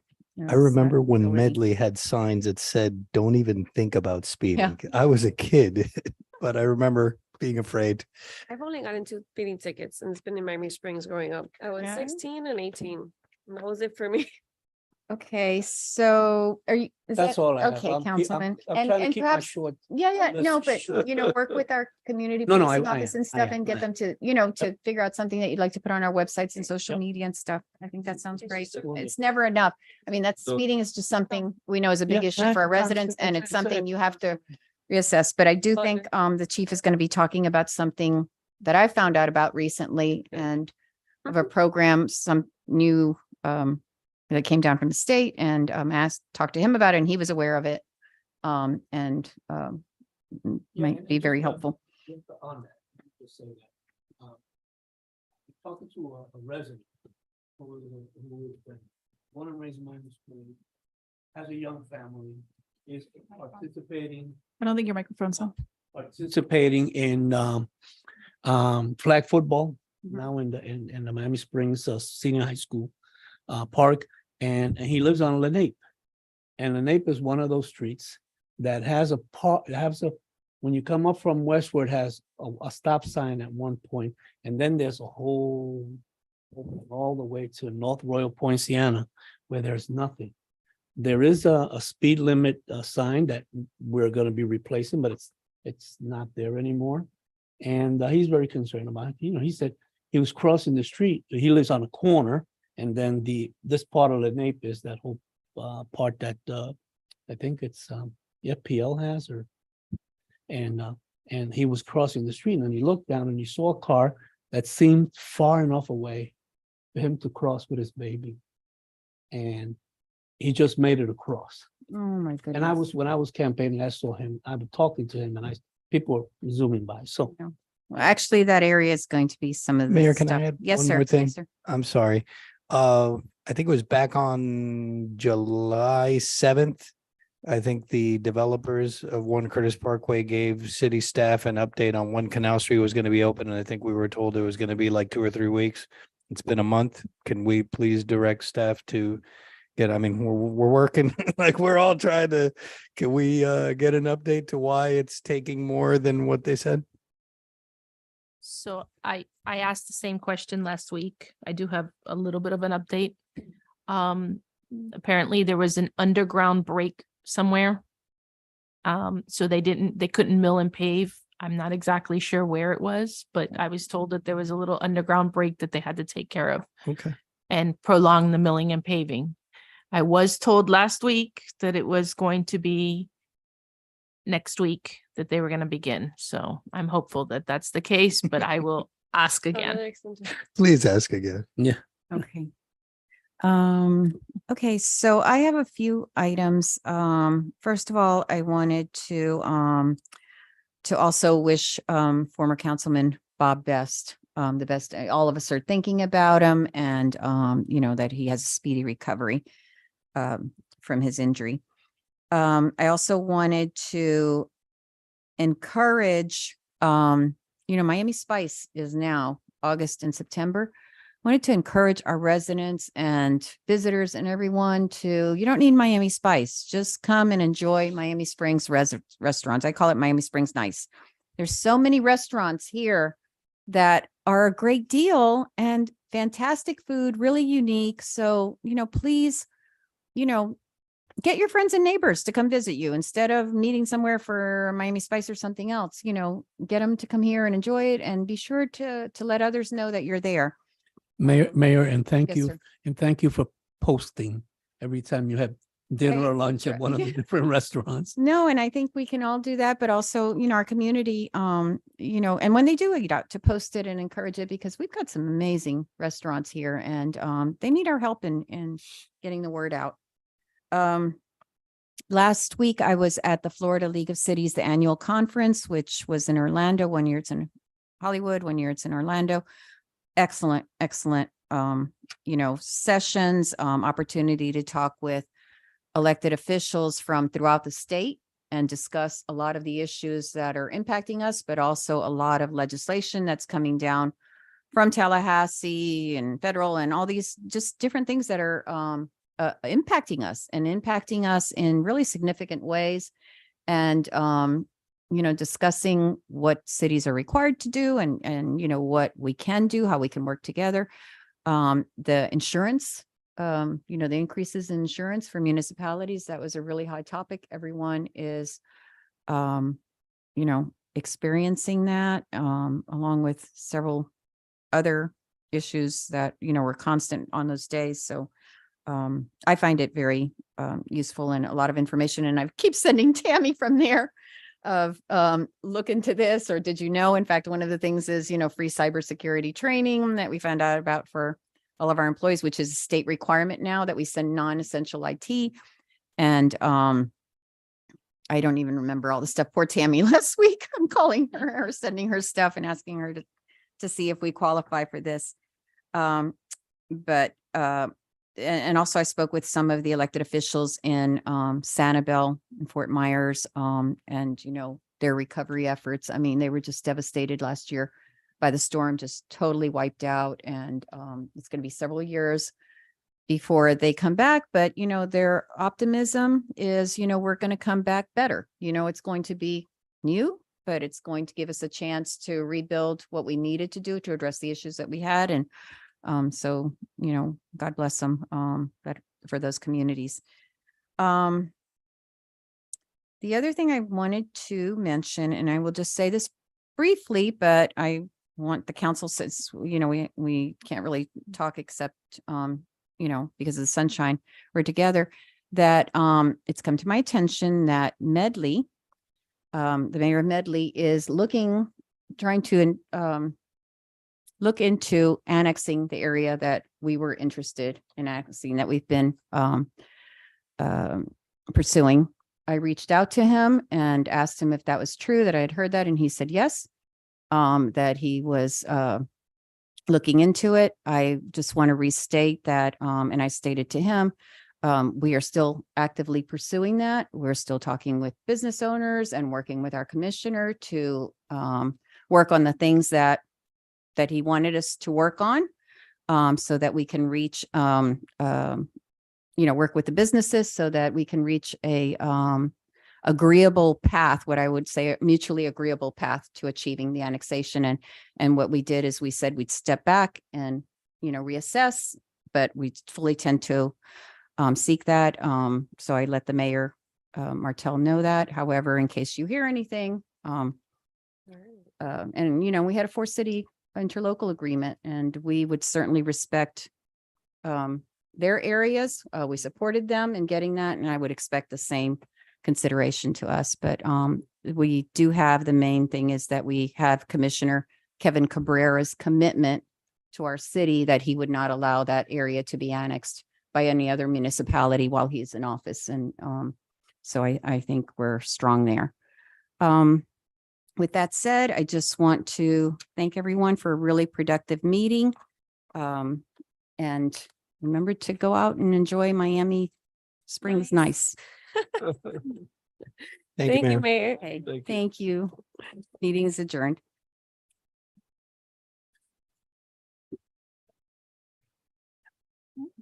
Bye.